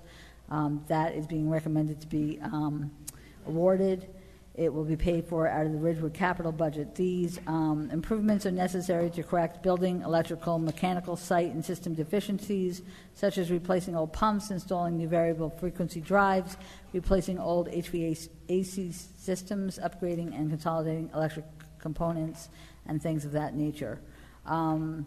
This will require a pay-to-play, so as long as we have that, we'll be able to award it next week. The next item is a work contract infrared asphalt service repair. So the village received bids on July 2nd for infrared asphalt surface repair, trench patching, and miscellaneous curb and sidewalk repair in various locations. There were 6 plan holders, and we received 3 bid packages. J. Fletcher Kramer and Son of Hackensack was the apparent low bidder at $1,165 for the aggregate amount all of the unit items. The bid will be shared with Ridgewood Water as well as other interested communities, and the intent of this contract is to have an available means to restore village streets to a new condition after an excavation has been made. It's also used when there are village street opening permits issued where the contractor fails to satisfactorily restore the street. Funds for this award, which right now is specifically for Ridgewood Water, is for, and also it's being paid for through Ridgewood Water and also from the permit fees from the street opening permits, and it's an amount not to exceed $150,000. The next item. Heather, can I just have a question Sure. on this? So why is the contract $150 when the bid is only $1,100? These are the unit prices. 1,165 are the okay. unit prices. And then, so they use it as needed. So the total to be used between now and next June is anticipated to be approximately $150,000. Okay. And so how many units is that? Did they say anywhere how many Offhand. units it is? Do we know? I don't know. I mean, it depends what they use, because as you can see, it's all different things. It's curb areas, sidewalk apron, trench areas. So it depends on what type of opening it was and how much material they need to close it up. Okay. Okay. The next one is designating parking spaces in the train station lot for the Hudson Street lot permit holders. As I think was discussed previously, with the people who had Hudson permits, they were going to participate in a ride share when the Hudson lot closed. Due to our reconfiguration of the train station with approximately 35 additional spaces and the fact that we only sold 12 of those Hudson Street permits, it's worked out very well for us. So we are going to designate 12 spots for Hudson Street permit holders. So they will actually have spots at the train station instead of participating in a ride share. They have the permits already, so they won't be paying any additional, and they will have premium parking right there. So we do have to create an ordinance to allow for this, and Chris had looked at it with me, and it had looked as if right when you enter those first 12 spots would probably be the best, because it'll be easy to keep them together for the PEOs, for them to realize those should all be Hudson permit holders, and it's very close to where the train station is. So, okay. The next one. Can I just ask Go a ahead. question on that? Sure. So we didn't have like a default in that process that if we didn't sell them or if it didn't work out, like why are they going to get premium now? They paid premium prices. But they didn't pay any more than the regular. The premium. They paid premium. They paid the same. Right, as other premium holders. Yeah. So why would they get? Because of the fact that we were going to provide a rideshare service, taking them directly to the train station. So at this point, we're going to give them spaces in the train station lot so that they have spots where they can park, because they were going to be delivered directly to the train station. Right, because they're being displaced. Yeah, but they're being displaced, but they're not any different than anybody else that was. No one else wasn't was there a displaced. default if we didn't sell enough, therefore? Well, no one else They was. didn't pay any more than the holders that have random, that it's first come, first serve. So why are they going to get? No, they're specific to Hudson Street. Correct. Those tags are specific to Hudson Correct. Street. So No, I know, but the cost is the same as the premium pass holders at the train. right. So if the cost is the same, Why can't they and they're just going park anywhere? Yeah, why can't they just park? Like, why are they getting? Like, there was because there was never an agreement that they were going to get premium spots there. Like, why are they suddenly getting a premium? Why don't they just get the passes like everybody else? No, I think the reason to separate them is so that just for the purpose of the PEOs. Am I mistaken? I think it's an administrative effort to just make it cleaner, just easier, so that because those tags are different. Correct. Because the So tags. they're not getting like Train station pass. special spots. Right. They're not getting. It's 12 spots that they're going to be in, because it's 12 that purchased them. Their tags, so you have the premium parking, And then there was premium with specific spots. So premium parking meant you roll the dice and you try to get a premium spot if there are any available. Right, There's a chance that there wouldn't be any available. right. For Hudson Street, we designate a specific pass, so they would have a specific spot waiting for them every day because of the inconvenience that they were going to have to then be willing to take this ride share Right. to drive them directly Right. to the train station. Since that's not happening for the 12 spots, we're saying, look, you're still going to be at the train station. It still costs the same to park at the train Right. station as it does for Hudson.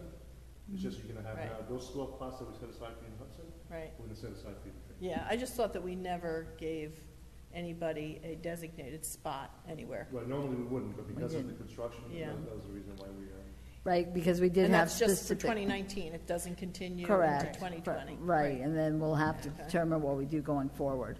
And Yeah, so it'll we'll be August, able. September, October, November, I was going to December. say, obviously, we'll be able to sell additional premium parking permits, and so perhaps they won't sell it as quickly because we have more spots at the Yeah. train station. But, well, technically, you have to decrease it by 12, because we Right. added 35, you gotta decrease it by 12 regardless. For that year. Net, right. For that remainder. You're only Right. gonna add, which, Right, yeah, right. But, Yeah. and the reason we're not doing the ride share is obviously because now we had the timing on everything just well, worked no, I out. know, but I thought that Right. there'd be some default, that if we didn't sell enough and it wasn't financially feasible for them, that you just, There was no default yeah, okay. designated. All right, thanks. Okay. The next one is awarding a cooperative bid. This is furnishing and delivering a new Ford F-350 pickup. This is for the Division of Traffic and Signal. It's a replacement of a vehicle that's a 2001 Ford F-250 pickup. It has 63,680 miles. There's rust, it's old, it's worn out, parts are wearing, and it's not worth repairing. It does have a plow attachment, but it has had to be repaired several times this past winter. The National Cooperative Purchasing Program is Sourcewell. We are buying an F-Ford 350 Super Cab, and it's going to be equipped for signal and snow plowing operations. As in the past, we're going to buy the plow separately for this vehicle because it's the local supplier has actually a cheaper price than Sourcewell's price. The award of the contract is to National Auto Fleet Group in Watsonville, California. The amount is not to exceed $52,226. And this will provide more reliable service in the vehicle it replaces and also be added to snow plowing operations as a newer vehicle. Okay. The next one is resolution to reject the bids for the Zabriskie-Shedler House. The village received bids from pre-qualified bidders on June 4th. We received 2 bids on time, and then the third bidder got lost in Village Hall and was late to the bid opening. So the circumstances were investigated with Mr. Rogers, and because the lost bidder claimed that he was lost and wasn't sure what room to go to, he filed a protest. The lost bidder's bid was never opened on June 4th. It was retained by the village, and upon advice of Mr. Rogers, the second bid opening took place on June 19th, at which time the third bid was opened for the first time and read into the record. The other 2 bidders were advised of this, and they could attend as well. The 3 bids range from a low of $1,141,900 to a high of $1,249,697. All 3 bids exceeded the architect's estimate, which was at $784,800. The architects are currently talking to the pre-qualified bidders. They have recommended rejecting all bids. They have identified some cost savings, which will be incorporated into the new RFP when the project is rebid. 3 of the 5 pre-qualified bidders sent a proposal, but it's likely that we may have all 5 actually bidding in this round of bids because the other 2 who didn't bid may have bid on other projects which they didn't get. And so therefore the architects are hopeful that we'll get all 5, which obviously will increase the competition and hopefully drive the bids down. The new schedule for bidding is that on July 15th, the RFP will be available to the pre-qualified bidders. Bids will be due August 1st. They'll be discussed on August 7th, And then, as I said earlier, with the permission of the council, we'll have a special public meeting on August 7th.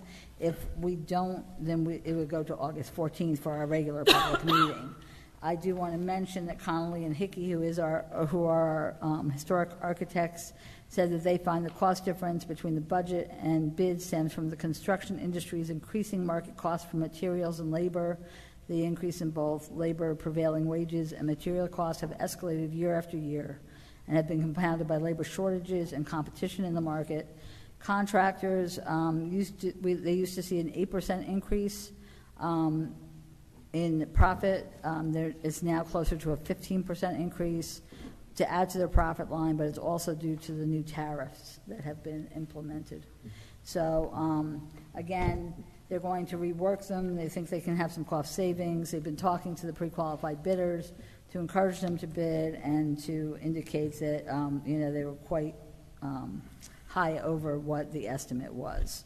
So, Heather, a couple questions. Sure. So the initial estimate was $785,000. Right. And these are 1.14 million to 1.25 million. Right. So we're over by 375,000 at the low end, or 500,000 on the high end. Correct. Does that also include the remediation for No. No, that's a separate bid. 785,000. That's going to be discussed next. But I'm just questioning: is that 708? Is the remediation included in that 785? No. It's not. No. Okay, so that's an additional cost. Correct. Okay. That was their estimate. Yeah. So That was their what cost we're looking at for the Zabriskie house is about $450,000 to $600,000 over what we initially estimated. Is that right? Correct. Correct. Okay. Any other questions? No. Okay. So the next one is about the remediation of the Zabriskie hazardous materials at the Zabriskie Shelter House. Again, we opened them June 4th. None of the bidders got lost on this one. We had 7 bids. The bids range from a low of $90,240 to a high of $257,475. So the low bid was received from Unicorn Contracting Corporation of Woodland Park, New Jersey, and they are recommending the award of this contract. This is actually, if one bid was going to not be awarded, it's good that this one is being awarded, because this remediation has to take place first anyway, before any other work is done. So we should hopefully be able to get it all back on track in August. And this one, in the meantime, can be awarded next week, and hopefully they can start that soon. So once the one is awarded in August, they could start shortly thereafter, after the contracts are signed. I just want to go back 1 minute to the previous discussion. Sure. When was the Connolly-Hickey estimate completed? Well, we originally went out, if you recall, sometime in January, and then they decided, and that was, I think, just for the roof. And then they decided to combine all of the bids together in the spring. So I would guess the estimate was probably sometime last fall. Right. So that's a pretty big jump from in that period of time. Again, they've seen it increase year after year, and it continues to increase. So. Right. Yeah. I mean, I just want to say that, it's interesting because I pulled up the documents today regarding the certificate of eligibility from the State Historic Preservation Office, and I think the certificate of eligibility predates everyone here, and I think the importance of, preserving history is, it is important, and it's at a cost, though, and I think that I'd like to see those original documents again, because the number is really just so significantly higher. Okay. Okay. Just write that down. All right. So the next one is concerning the awarding contract under National Cooperative Purchase for the Packer Body Truck. This is an award of contract under Sourcewell Cooperative Purchasing 2020 Kenworth, 29-yard Packer body for the Division of Solid Waste. It's in the amount of $195,752.20. This replaces a 2003 crane carrier truck, which has 124,286 miles and 25,430 engine hours. Most garbage trucks have a lifespan of 10 years, and so as I said, this is replacing a 2003, so that's 16 years, so it's well beyond its life expectancy. We actually currently have issues getting parts for this make of truck, so when it does break down, it's very difficult to repair. Any questions? The next item is a correction of a resolution that was adopted on June 12th. As you recall, there's a new Pierce Sabre fire engine through the Houston Galveston Cooperative Purchasing in an amount not to exceed $478,703.15. That resolution, unfortunately, incorrectly listed Pierce Manufacturing as the vendor. The actual vendor under the Houston Galveston Cooperative Purchasing is Fire and Safety Services out of South Plainfield, New Jersey. So this resolution will correct the June 12th resolution with the proper vendor, and will also rescind the original resolution. The next one is declaring property surplus. It declares the 2000 Pierce Dash fire engine surplus is reached the end of its useful life and it's not needed for public use. By declaring it surplus, it's going to be used as a trade-in for this Pierce 2020 fire engine that I just mentioned. The trade-in value is $28,000, and it'll be applied to the purchase of the 2020 Pierce Sabre fire engine. The next item is the 2018 annual and 2019 quarterly financial statements. I'll have Bob Rooney come up to the front to discuss this with you.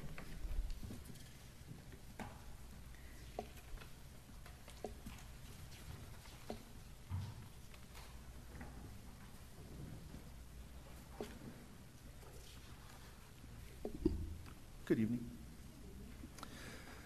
So I presented two sets of financial statements to you. One is the assets, revenue, and expenses as of year end for three funds. The other is the revenue expense as of April 30th, 2019 against the 2019 budget. The 2018 information, most of which we discussed during the budget process, but I'll go through those first. Just note some highlights, and if you have any questions, by all means, please stop me.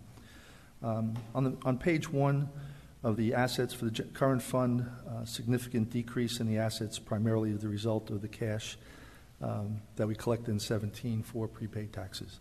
Other than that, and that also had a slight impact on delinquent property taxes increasing in 2018, the way some of the residents or taxpayers requested refunds after the first of the year. So that was a slight increase there. The grant fund relatively flat, with the exception, the elimination of the interfund from the prior year, and a slight decrease in the grants receivable. And the liabilities and fund balance on the second page, we noticed an increase in the encumbered amounts and unencumbered amounts, which basically are reservation of funds during the year and unspent monies during the year as well. Of that $2 million for unencumbered, significant, I shouldn't say significant, but say 25-30% of that is paid down in 2019 for those items that should have been encumbered but were not. And then there's a decrease in fund balance overall of roughly 5%, which I'll talk about in the next page. And grant fund is again consistent pretty much with the prior year. Revenue showed on page 3. Revenue showed a slight increase of 1.7% compared to the prior year, and appropriations showed a 2%, roughly 2% increase. That resulted in approximately 5% reduction in fund balance because of the increase in utilization of fund balance utilized in 18 compared to 17, and a slight decrease compared to expenditures for income over expenditures. Excuse me. On page 4, we have the Water Utility Operating Fund. We notice a slight decrease in cash, and that's also offset by available reserves, which are down in the liabilities. The fund balance showed a almost 8% increase over the prior year. That is a result of primarily a result of the next page, on page 5, where you see unexpended balance of appropriation reserves of almost $2 million over the prior year. This was to offset the shortfall in revenues that we had because of the rainy season, and so we canceled appropriations to balance that out. This resulted in approximately 8% increase in fund balance. Page 6 is the Parking Utility Operating Fund. You'll notice a slight increase in assets that is due to, in cash actually, due to the timing of payments and also the rate increase that went into effect in September. This resulted in approximately 60% increase in fund balance, which again results in the lack of funds that were available at the time or when we did the budget in 2018 to pay over to the current fund to pay for prior year operating losses. So that sort of generated the increase in fund balance at the end of 2018. Page 7 will reflect, as I said, the increase in parking lot fees and permits as a result of the rate increase that went into effect in the last quarter, and the timing of spends and the amount of budgeted fund balance, a reduction of $300,000 in the expenditures, which contributed to the increase in fund balance. Any questions on that piece? Okay. I have a question. You have, you guys looking at this line item here too? You have a 3,002.19% unexpended balance of appropriation reserves. Right. So in 2017, only 4,000 lapsed. In 2018, there were, again, some of this money was paid out in 2019, but it was $125,000 at the end of the year, and that results in a 3,000% increase. Okay.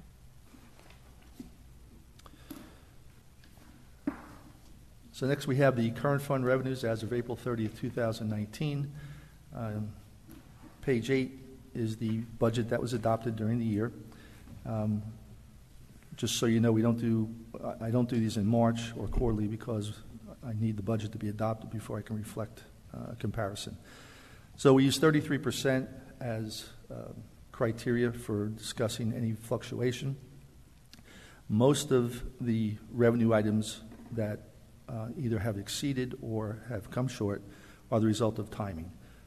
Significant portion of these revenues are not billed out until June. This is on a cash basis, so it can't be reflected until the money is collected. So as we move through page 9, all your grant funds are realized 100%. You'll see in the maintenance and Board of Education vehicles, that's only at 20%. That has increased significantly in the past 2 months. So we expect that to be up at the end of June. State distribution, we only get that in September, so that's the reason for that, 0%. And basically everything through the rest of the general revenues is pretty much on target. There are 1 or 2 items that are because of timing, but overall, the budget the actual to budget is approximately 32%, so it's right where we expect it to be. Page 11 goes to the appropriate. Can I ask a question on that page? So the in our budget process this year, we talked about them changing the building codes so that we wouldn't be able to. What line item is that? 08160, where there's the fees that we had been able to charge, we're not going to be able. Would that be? It's on page 8. 08160. Page 8. Page 8. Uniform construction code fees. Yeah, is that where that's going to fall into? So we're slightly behind right now, 26%. But according to Tom Yatka, as these developments are going through, we're collecting more and more money. I think this past 2 weeks we may have gotten another $150,000 on some of these developer fees. So we're monitoring it. It seems like it's where it should be. Okay. Wait, when did that actually go into effect? The change in the uniform construction code fees? That was started at the end of last year. Right. I think September of last year, if I'm not mistaken, where Right. they eliminated the certain fees that we could charge. Right. Yeah, I think it was the end of last year. Bob, since you're going through these by page 8, ambulance billing, standard 95,000. We have 110 so far. 395 for the year, 110. You mentioned timing. What does that mean? So, for example, like I said, it's on a cash basis, so the month of April may not have been received until May. Okay, but just from a billing standpoint, are we on track from a billing standpoint on Yes. the ambulance side? So we're just waiting for the cash? Yes, that's the problem. Got it. You can Okay. only show it's cash. Yes, right. So you're confident that 395,000 number will be hit based on Yeah. the amount? Okay. Fair Correct, enough. based upon the way it's flowing. Got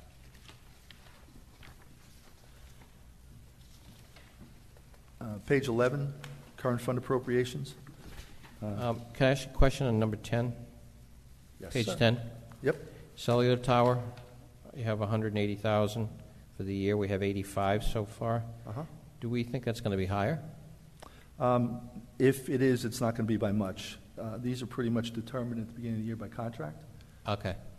Got So, I think it's, again, we may have gotten a payment in April that pays us out through Okay. June or July. All right, got it. Thank you. Page 11, again, there isn't anything in here in these appropriations that I think are outlandish or something to be concerned about. Page 13, we see police OE. Page 12? You Yes, sir. missed page 12. You went from 11 to 13. Other insurance, $703,000. Yes, We have 344 so far yes, in 4 months. yep, Is that going to be higher? no. It's not. Again, No, it's again, it's the timing of the bills. Timing. So if we get a bill, in some cases, we pay premiums like for pension, we pay for the whole year in February, March. So it's all Okay. by bills. all right. 13, we have 47% of other expenses for police, which is quite high. However, when we go back and look at it, they've put in a lot of blanket orders for expenses that they expect to incur. 9 out of 10 times, those blanket orders, it's less than when the actual comes in, so we're not concerned that this is going to be an overage. What does that represent, the other expenses? So let's say they want to buy, for example, ammunition. And so they know they anticipate spending $500,000. Again, don't use this line, $500,000 for the year. They'll put a blanket order in for $500,000, so they can't spend that money because they know they're going to spend the $500,000. They anticipate spending that $500,000. Yeah. When they get down to the end of the year, they may only spend $350,000. So there's excess money there that goes back into the balance. Okay. But these are for known items that recur like year after year. We do the same thing in Public Works with tires. We know pretty much how much we spend during the year for tires, so they'll put a blanket order in for X number of dollars for the tires so that it won't get spent on something else. Okay. Where is overtime in this? Overtime's up in salaries and wages. Okay. How are we doing on that? We're doing good. Yeah? Yeah. Okay. Yeah. We're on track for what's been budgeted. Yes, sir. Okay.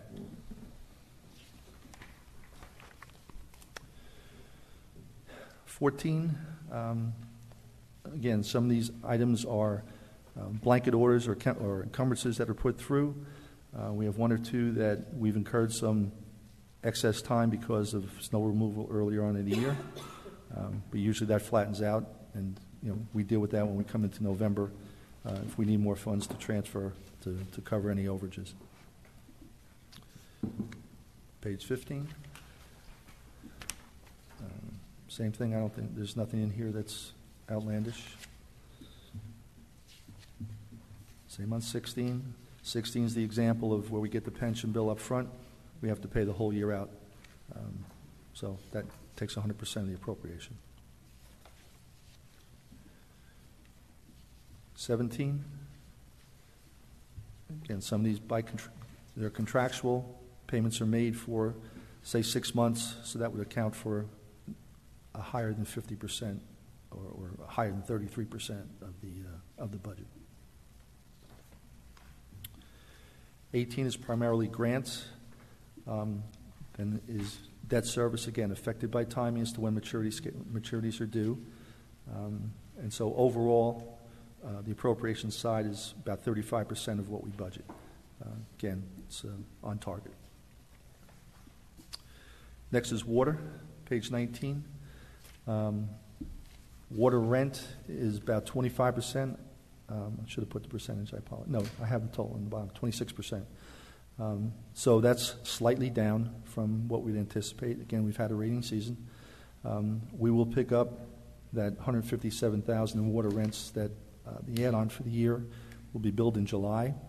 And then fire hydrant service is a third quarter billing, and miscellaneous, which is predominantly cell tower usage, is also timing as to when those are paid contractually. I think several of the agreements we signed were not until May or June of 18, so that would bring that into the next quarter. Appropriations, again, to offset that shortage in revenue, we have less money spent in other expenses for the purchase of water. So that sort of balances it out. It's the same that we had in 2018, where we adjusted our spend to offset any shortfall in revenue. So on page 20, Yep. capital improvements, Yes. you were at 50% at 4 months. Do we anticipate that's going to go over? No. I've talked to Rich about this. We're on target with spend. Okay, thanks. Page 21, the parking meters. Again, the increase is the result of the rate increase that we put through last year. So I'm glad to see that we're moving forward with that. So when the time comes to analyze rate increases, we can take a look and see where we are and see how to postpone that if we have to. Some of that is captured lost revenue, though, right, from the overlap in parking? So some of that increase could be just captured revenue that we've lost in the past. We could, yes. Not on this line. This is straight revenue from meters, kiosk, Park Mobile. Page 21. The operating surplus anticipated, that we reduced. That was where we were able to bring in money from, or I'm sorry, on the appropriation side, the next page is where the money was going over to the general fund, if that's your question, the general fund for operating losses that we had in the past. So the surplus to general budget on page 22, the bottom, the $150,000, that's down $300,000 from what we had last year. And that's the money that we were paying back to the general fund for the losses. Okay. So on page 21, you got parking meters. Looks like we're killing it on that. I mean, for after 4 months. So it looks like we're going to be well above on parking meters. Yes. And is that just because of the increase? That's primarily because of the increase. You have to remember, when you budget the revenue, you can only budget as much as you realize in the prior year. Okay. So if we're down or we didn't have that increase last year, yeah, you couldn't anticipate it this year. So it looks like, I mean, just projecting, it looks like 1.8 million versus 1.3 million. We're looking to be about $450,000 to $500,000 over. Correct. But I will also tell you that don't forget you're going to lose some parking time this year because of construction of the garage and the street around it. That's not going to say it's going to be that whole thing, but we just have to keep an eye on that. Okay. Yes? No, but even though we lose those spaces because of the garage, we're making up spaces elsewhere. So based on the usage in the recent past, we might not really be losing as much as we think. I agree 100%. The thing that we can't gauge is when we have streets closure for whatever construction related, we may lose revenue on that side.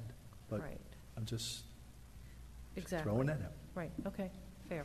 Okay. And then on the appropriation side, salaries and wages are down primarily because we've lost a couple of PEOs. We're looking to rehire to fill those slots, and basically everything else is flat.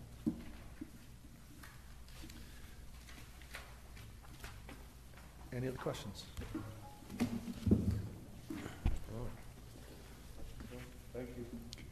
Okay, the next item, did you have a question? No, okay. The next item is awarding contract for the recycling disposal contract. The recycling industry, as we know, has changed, and it's been dictated by the situation in China and the enforcement of quality standards, and it's actually changed the entire industry. So due to this downturn, the traditional floor price contract has been replaced with a revenue share model, which is new to us.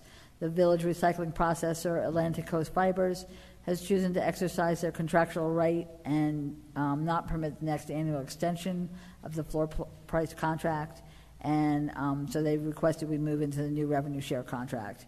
Ed Bethune, the supervisor of recycling, sought out alternatives for disposal and to evaluate the details of the new contract. In his research, he found it was most secure for the village to contract with one of the two big recycling receiving facilities, either Atlantic Coast Fibers or Waste Management, as they are the two largest and most reputable recycling processors of municipal material.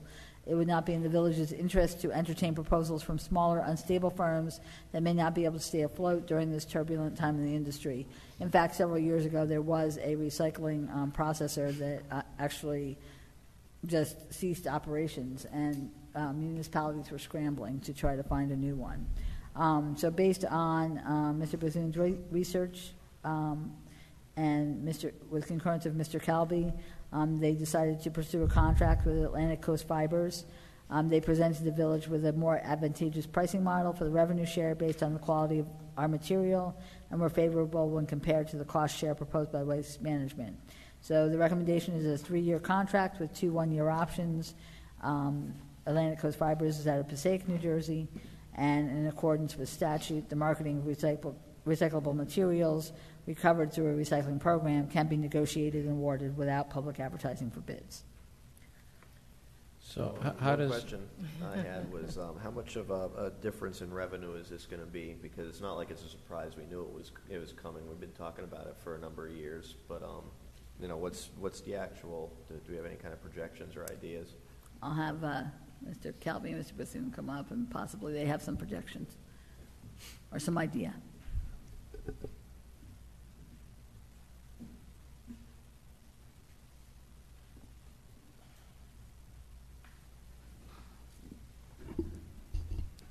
Good evening. That's a great question, and it's exactly the one I've been asking Ed for the last 10 months. It's definitely going to affect our revenue stream. There may be even be months where we have to pay as opposed to getting funds. But what you have to realize that recycling keeps the waste out of the solid waste stream, and that has a much higher cost to dispose. So we actually did an analysis of the past few years of what we've saved by recycling as opposed to putting recycling in the waste stream, which is actually legal in the state of New Jersey as well. And over those years, we have saved $1.7 million in 5 years by recycling in the village of Ridgewood. So although we may result in this new revenue share being negative certain months, we're still saving on the other end because it's not going in the garbage. But certainly it's a great question, and based on the new model, the way this is based, whereas before we had a floor price, Atlantic Coast Fibers guaranteed a minimum. It was a minimum price that we would get no matter what happened to the market. They can't hold to that any longer. So now they've proposed this revenue share model, and they've done it with all the other municipalities they have contracts with, where they will give us the actual price that they're getting or paying, and they will provide us the purchase orders to back it up, and then subtract out of that a processing fee. And because of our quality of recycling, the percentages in each basket of type of recycling, they are beneficial to us in terms of percentages. So there's actual charts or tables that are attached to the contract. When we compared them to the other municipalities like Glen Rock and Edgewater, were the two we spoke to in particular, our percentages are better. And the advantage of Atlantic Coast Fibers is, opposed to Waste Management had a very large surcharge if there is waste or if they reject a load, whereas Atlantic Coast Fibers assumes an amount and allows a percentage of waste.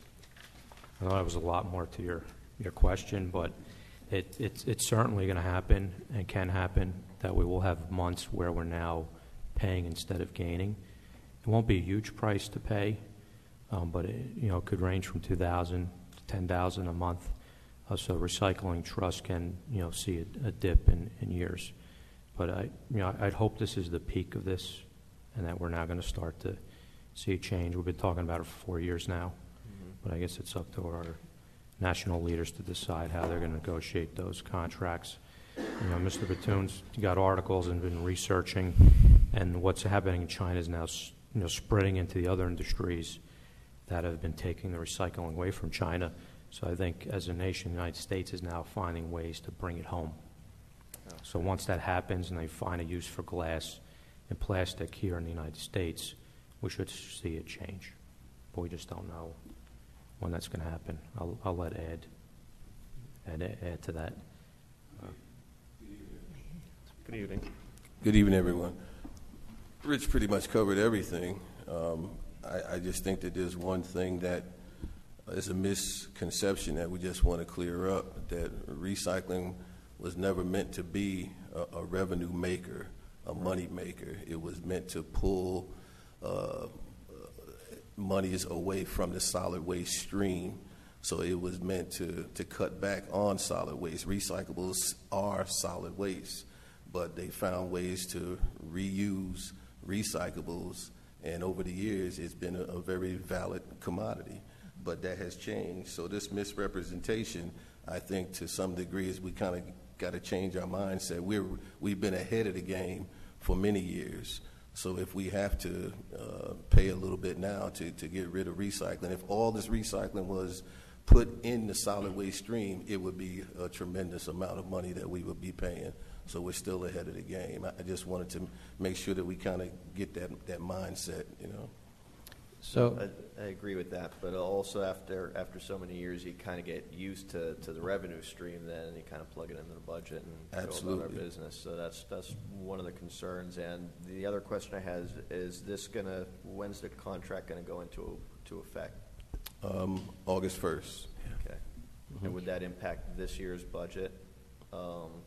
Or I guess I can't really remember if we decided to project less in recycling revenue based on what we felt was coming, or is this going to impact this year's budget significantly, or anything that we should be concerned with? We're still ahead of the game.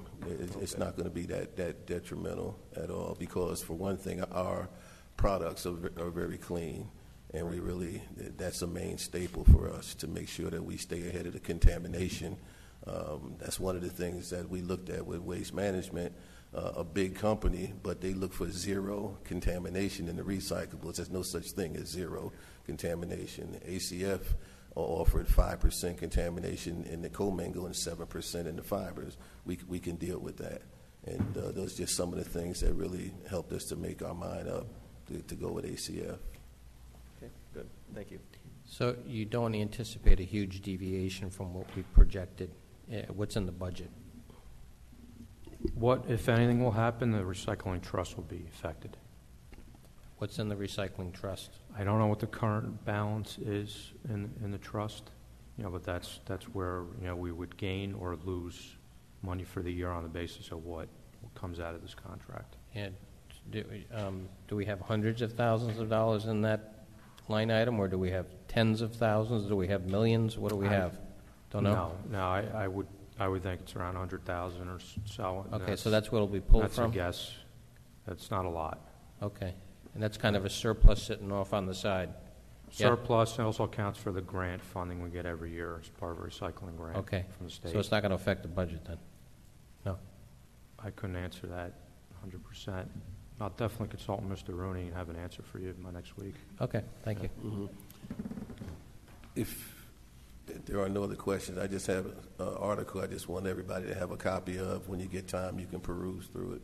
I have a question, Ed. So on these, the acceptable commingle contents and the dual stream, so the dual stream recycling, none of that, this doesn't change the items going into recycling from this company, Atlantic Coast Fibers, isn't changing So there's nothing we have to get out to the public. Everything is, or is there something? Everything, every day is a constant re-education. Agreed. Absolutely.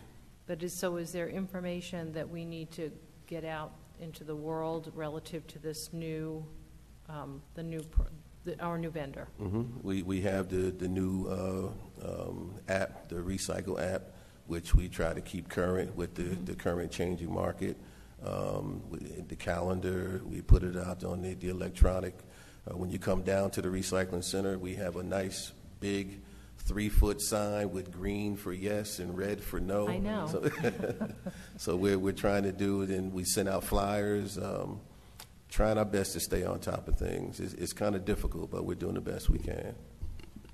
We need the public to keep the quality high, and what I mean by that is keep it clean and dry. The moisture factor is very important when it comes to paper and cardboard. If paper and cardboard is put at the curb and it's a stormy day, that load's likely going to be rejected. They have actually processors at the facility that check moisture content. Mm-hmm. So we'd like to get out to the public at some point, that if they can wait to the next pickup or bring it down to recycling instead of putting it out on a day that it's raining, that's beneficial to the village. That's really important, because let's just say my whole neighborhood puts out our recycling and it's all paper and there's a storm and it's all wet. So you're saying all of that then is rejected? Not necessarily. It's percentage. They have moisture monitors, and right, they probe through, and then they'll take a guesstimate, and it might be a certain percentage that we might have to be charged. That doesn't necessarily mean it'll be the whole load. Right. But with that being said, these are new things that we're just finding out. So we've been talking about ways that we can come up with to get out to the public, to even thinking in terms of buying toters to give to the residents so that they can put inside with lids on it. But would that be advantageous with all the cardboard with Amazon? Will you have, how big would the toters have to be? So all these things come into play. Yeah, or just education, because I have to say, if I thinking our recycling goes out, I would necessarily not think of. Of course not. Right. So it's just an educational piece, I guess. Okay, I'm good. If you guys could think of anything for the Ridgewood Environmental Advisory Committee or any group to help out with, if you need us, you know where we are on Tuesdays. Stop in anytime. We need a champion. We need all the help we could get, because we have the app. We do the newsletter. We did a newsletter this year in addition to the Green Guide. Mm-hmm. We still need other avenues of getting out to the public, and the businesses downtown as well, about keeping things clean, dry. I have to say, social media is the place to be with this, because so many folks are out there, whether it's Instagram, Facebook, they're following this, and we get information out to thousands of people in seconds, and so maybe that's a place that we really need to. Yeah, we have a Facebook page. Yeah. Mm-hmm. Yeah. We have less than 100 members, I believe. We need to boost our presence. Work on that social media presence. I mean, it's just amazing how many people you reach in really no time. No, Johanna Luttrell puts messages up there, but with the audience we're reaching is very small. So we need to find a way to get that out to more. All right, we can work on that. Thanks. Thank you. Thank you. Our next items are under policy. The first is a planning board proposed ordinance to amend the code for swimming pools. It appears that Chapter 190 mentions references to Chapter 251 swimming pools. Actually, Chapter 251 is reserved, and there's nothing there. So the new ordinance would amend the village code to remove all references to Chapter 251 and replace it with the appropriate reference.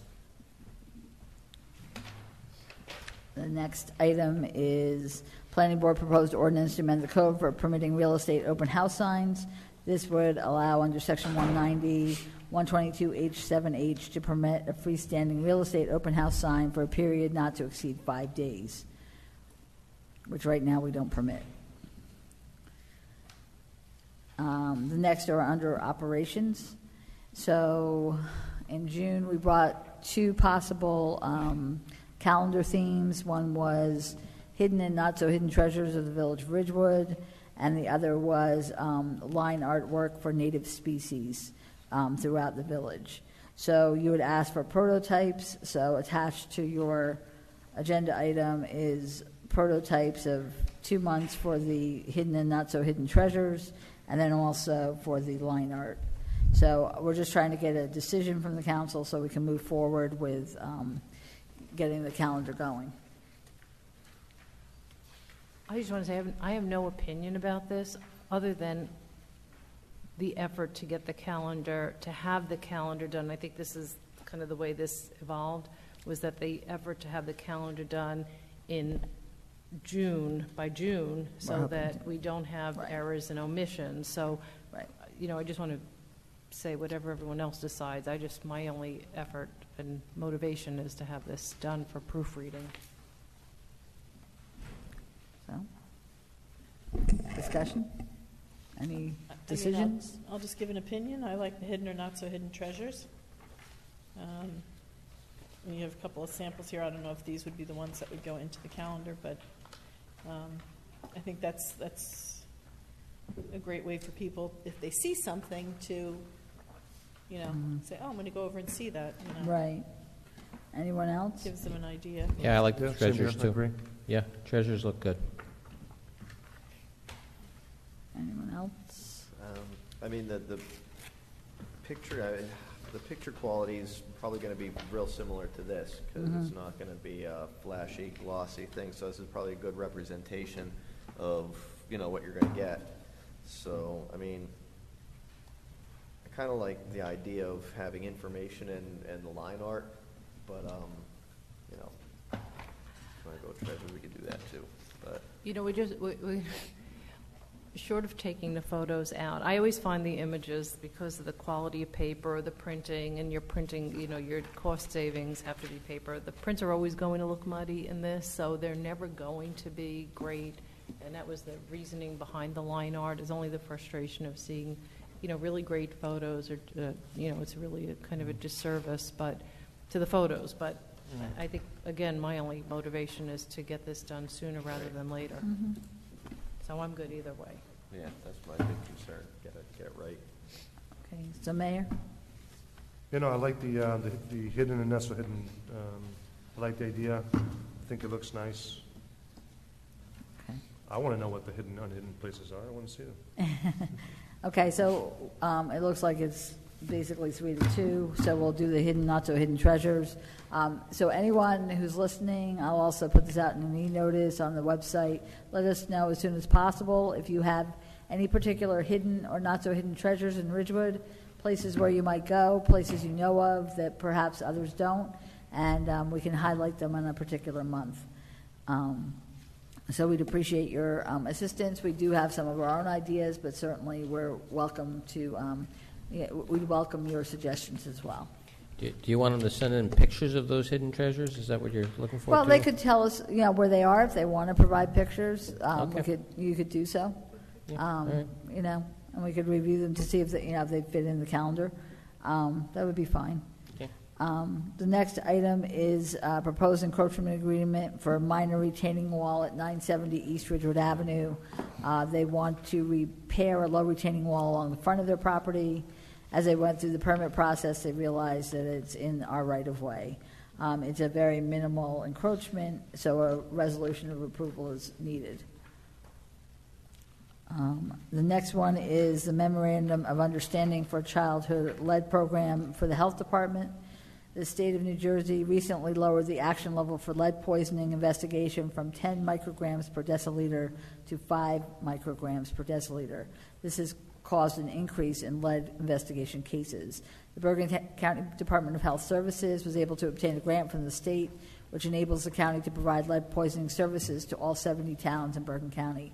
This agreement is valid for 24 months, beginning on July 1st, 2019 through June 30th of 2022. If the county is successful in meeting the goals, then they'll probably renew the grant. The county has drafted a memorandum of understanding for all Bergen County towns. They asked it to be signed by the end of July, so we can do a resolution to allow us to sign that memorandum. We also, just as a reminder, we used to have an MOU with Patterson Health Department for lead cases, and that's because our health officer used to be with Fairlawn, and we used to use the Fairlawn health officer who uses Patterson. Those cases that began with Patterson will continue until those cases are closed out, but all the other cases will go to the county of Bergen. The next one is a request for an emergency grant, community development block grant. This is replacement of 2 central air conditioning units at the Prospect Street Share House. The cost is $22,700. Again, this confirms endorsement of the project, and it doesn't obligate any of the village's funds. The next one is authorizing a shared services agreement for intersection improvements with Bergen County.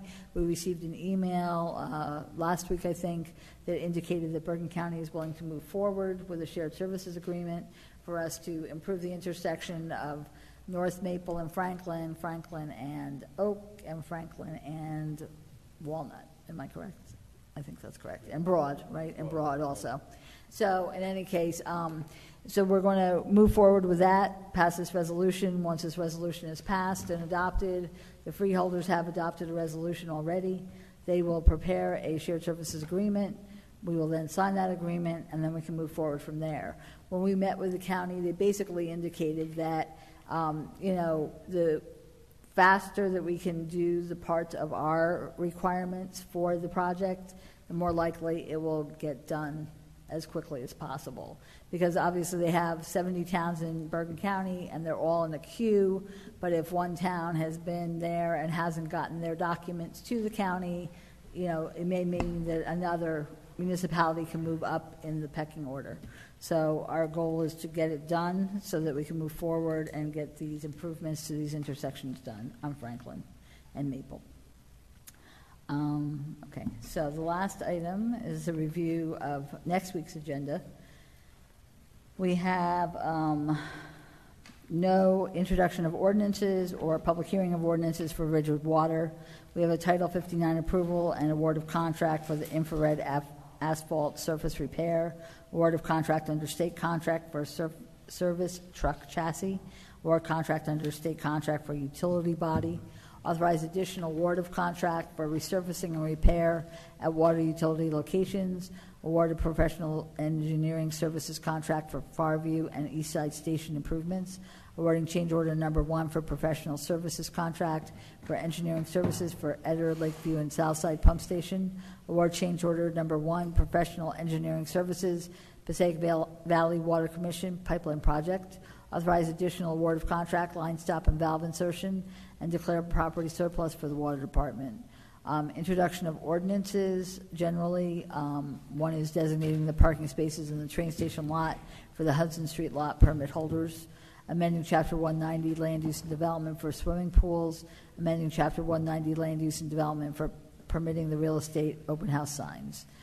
Public hearings are amending the outdoor cafe fees for 2019 and 2020, amending Chapter 154 for updating the FEMA firm maps for flood damage prevention, reappropriating funding in the capital ordinance. It's actually replacement of the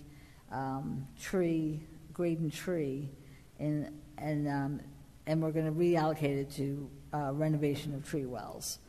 And we're going to reallocate it to conducting a tree inventory.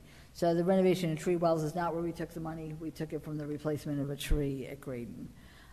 Ridgewood, and that's when the bond council looked at it. They saw that there was money there, and so we're going to use that money and then keep the renovation of the tree wells there so we can possibly do Chestnut, one side of Chestnut Street. Ridgewood parking permits for building owners with offices in Central Business District, and amending Chapter 145, the fees for the Ridgewood parking permits. Again, that relates to parking permits for building owners with offices in the Central Business District. We have award of contract for vehicle tracking equipment, Title 59 approval for hazardous material remediation for the Zabriskie Shedler House, and also award of contract. Awarding contract under Sourcewell Cooperative Purchasing for a 2019 Ford F-350 pickup truck for Signal Division. Awarding contract under Sourcewell National Cooperative Purchasing for the 2020 Kenworth Packer body truck for the Division of Solid Waste, awarding contract for the recycling disposal contract, authorizing the grant application, which I mentioned this evening, for the Safe Streets to Transit. I want to ask you if you're willing to accept the donation of RBSA for Upper Hawes. Yes, I am. I don't know about anyone else. Is everyone else in favor of accepting that donation? The RBSA donation that was discussed by Scott Moore? Yeah, that's fine. Yeah. Everyone's in favor of doing that? Yeah. So we'll do a resolution for that. Awarding a professional services contract for planning for affordable housing matters, awarding professional service contract for a village auditor, amending the resolution for the award of contract under the Houston Galveston Cooperative Purchasing for the 2020 Pierce Saber pumper, the rejection of bid for the restoration and renovation of the Zabriskie Shedler House, authorizing a shared services agreement for snow plowing with Bergen County. This is an annual resolution where we plow the county roads and they reimburse us. Authorizing shared services agreement for intersection improvements with Bergen County, establishing the annual service charge and payment for guaranteed bond for Ridgewood Senior Citizen Housing Corporation, and guarantee of payment of revenue bonds. This is for Ridgecrest. This also is an annual resolution. We're endorsing a community development block grant for share for the Prospect Street House for the air conditioning units, authorizing minor encroachment agreement, 970 East Ridgewood Avenue, authorizing release of escrow for Flo's Market, authorizing execution of NJDEP permits for drainage of Kings Pond, declare property surplus, Department of Public Works, declaring property surplus for the Fire Department, authorizing the memorandum of understanding with Bergen County Department of Health Services, Childhood Lead Program, and authorizing removal of diseased trees at Memorial Park at Van Ness Square, which was discussed at the previous meeting. Did you want any of those off of the consent agenda?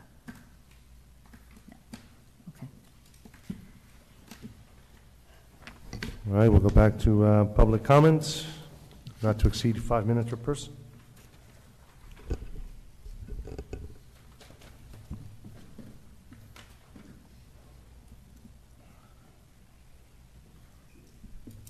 Good evening, Boyd Loving, 342 South Irving Street. I spoke about this last year, but the subject has come up again, that although Graydon is absolutely wonderful, there is a key improvement that could be made, and that is when the pool is closed, people would like to know about it rather than having to drive over and look at the flag to see if the flag is yellow or red. Last year I requested to know whether the lightning detection system, whether the control panel to the lightning detection system that tells whether the lightning detection system is on or not, or it's been activated or not, somehow or another notice of that could be put on the village's website, and I believe Mr. Hanson indicated that that was not possible. So I'm wondering if there could be an alternative solution, and that is that a cheap webcam could be placed outside at Graydon someplace, pointed just at the flag, not so we can see anybody and what they're doing at Graydon, but just at the flagpole so that you could look from your home on the website and just get a visual of what flag is flying. Is the red flag flying? Is the green flag flying? Is the yellow flag flying? Again, not to impose on anybody's privacy at Graydon and have anything shown other than the flagpole, but I'm wondering if that could be done. For parents with children, grandparents with children, it's somewhat difficult to pile everybody in the car, get all the pool toys in the car, and drive over, and then you get there and you find out that it's red because the detection system has gone off. So I'm just wondering if that something simple can be done so that from home you can tell whether or not the pool is open. I heard the proposal by Kensington. I have some same concerns that some of the council members had about the size of the street, whether that fits in with the residential neighborhood. The thing that really struck me the most, though, is that the gentleman requested that whether you could consider a pilot. I don't understand why a private company that's going to be making money on land that is not public land would be requesting a pilot program. It seems to me like something for a hospital or a not-for-profit, or somebody's doing something in connection with the rental of public property as they did when they proposed building something on Walnut Street at the Walnut Street parking. But I just don't understand what benefit this company brings to the village that they want the village to entertain a pilot program as opposed to paying whatever property taxes are due based upon the assessment of the building that is there. So that just blew my mind that somebody would request a discount when they're making money on what's going on over there. And my final comment concerns, I am not a fan of these open house signs. 5 days? So I live on South Irving Street. Whenever there's an open house on South Irving Street, somebody puts a freestanding sign at the corner of South Irving and Grove directing people up South Irving Street. Why should there be a sign there for 5 days? Generally, open houses are held on Sunday. So you're telling me that a sign is going to go up the previous Monday and be there all week? What was the genesis of that request to the planning board? Did the real estate agents come to the planning board and say, we want to be able to put signs up for 5 days, and somebody said, yep, that's a good idea? I'm not for that at all. That just to me is visual pollution that we don't need. If there are 3 open houses on South Irving Street, that means there are going to be 3 signs at the corner of South Irving and Grove for 5 days, directing people to open houses that don't even exist yet until Sunday. That ordinance, if you're going to develop an ordinance for that, it really has to be worded carefully, because I just see that there are going to be some corners that are going to have multiple signs up every day of the week. There are some of these $1 million plus houses now that aren't moving, and they have an open house every Sunday. So what does that mean?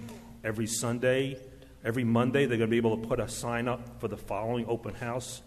The ordinance, again, needs to be really considered carefully, because I see this is going to offer or lead to a lot of visual pollution on a number of very busy street corners. Thank you.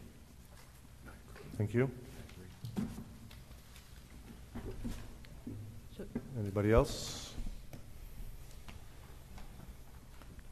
So we'll close public comments. Just to address the question about the open house signs, I believe the ordinance doesn't contemplate open house signs on the right-of-way, on sidewalks, on the property themselves. So you can have what's normally written in a rider, open house on Sunday from 12 to 4, not to be standing in the corner of any intersection. I think most of those are the topper pieces, right? Right, they're called riders, right? A rider, okay. So, and I think the next, it's on the property, not on the right-of-way. and it's that top piece, because I think the size of the sign was, that increased the actual real estate of the sign. No pun intended. Right. Now, what it says actually is that it does say, the mayor's right, it says, a sign stating open house may be added on the premises in addition to the on-premise sign. So it's an additional one. So it could be one of those little, right. Yes, yeah. Correct. However, it also says that it cannot exceed 5 days in total during the term of the sign permit. I believe our sign permits are 30 days. So during that 30-day period, it couldn't exceed 5 days total. So we're just going to have to keep track of that somehow. Right. All right. Oh, I have a question. Yeah? I'm sorry. Heather, just a quick question about that Graydon opening, because we did discuss this last year, that if Graydon is closed.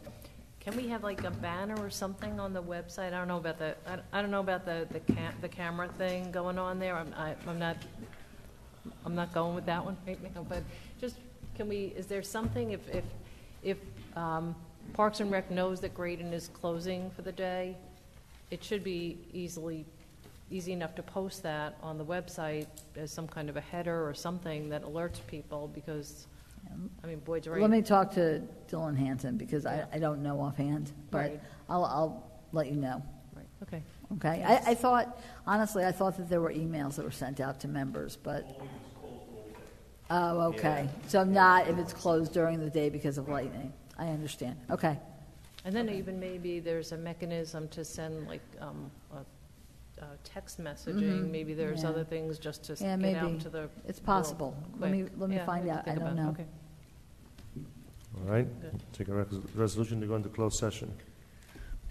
Be resolved by the Village Council of the Village of Ridgewood that the Village Council meet in closed session on July 10th, 2019 at 7:30 p.m. or as soon thereafter, as the matter on the agenda can be reached, and that said closed session be held in the caucus room of the Ridgewood Village Hall, 131 North Maple Avenue, Ridgewood, New Jersey.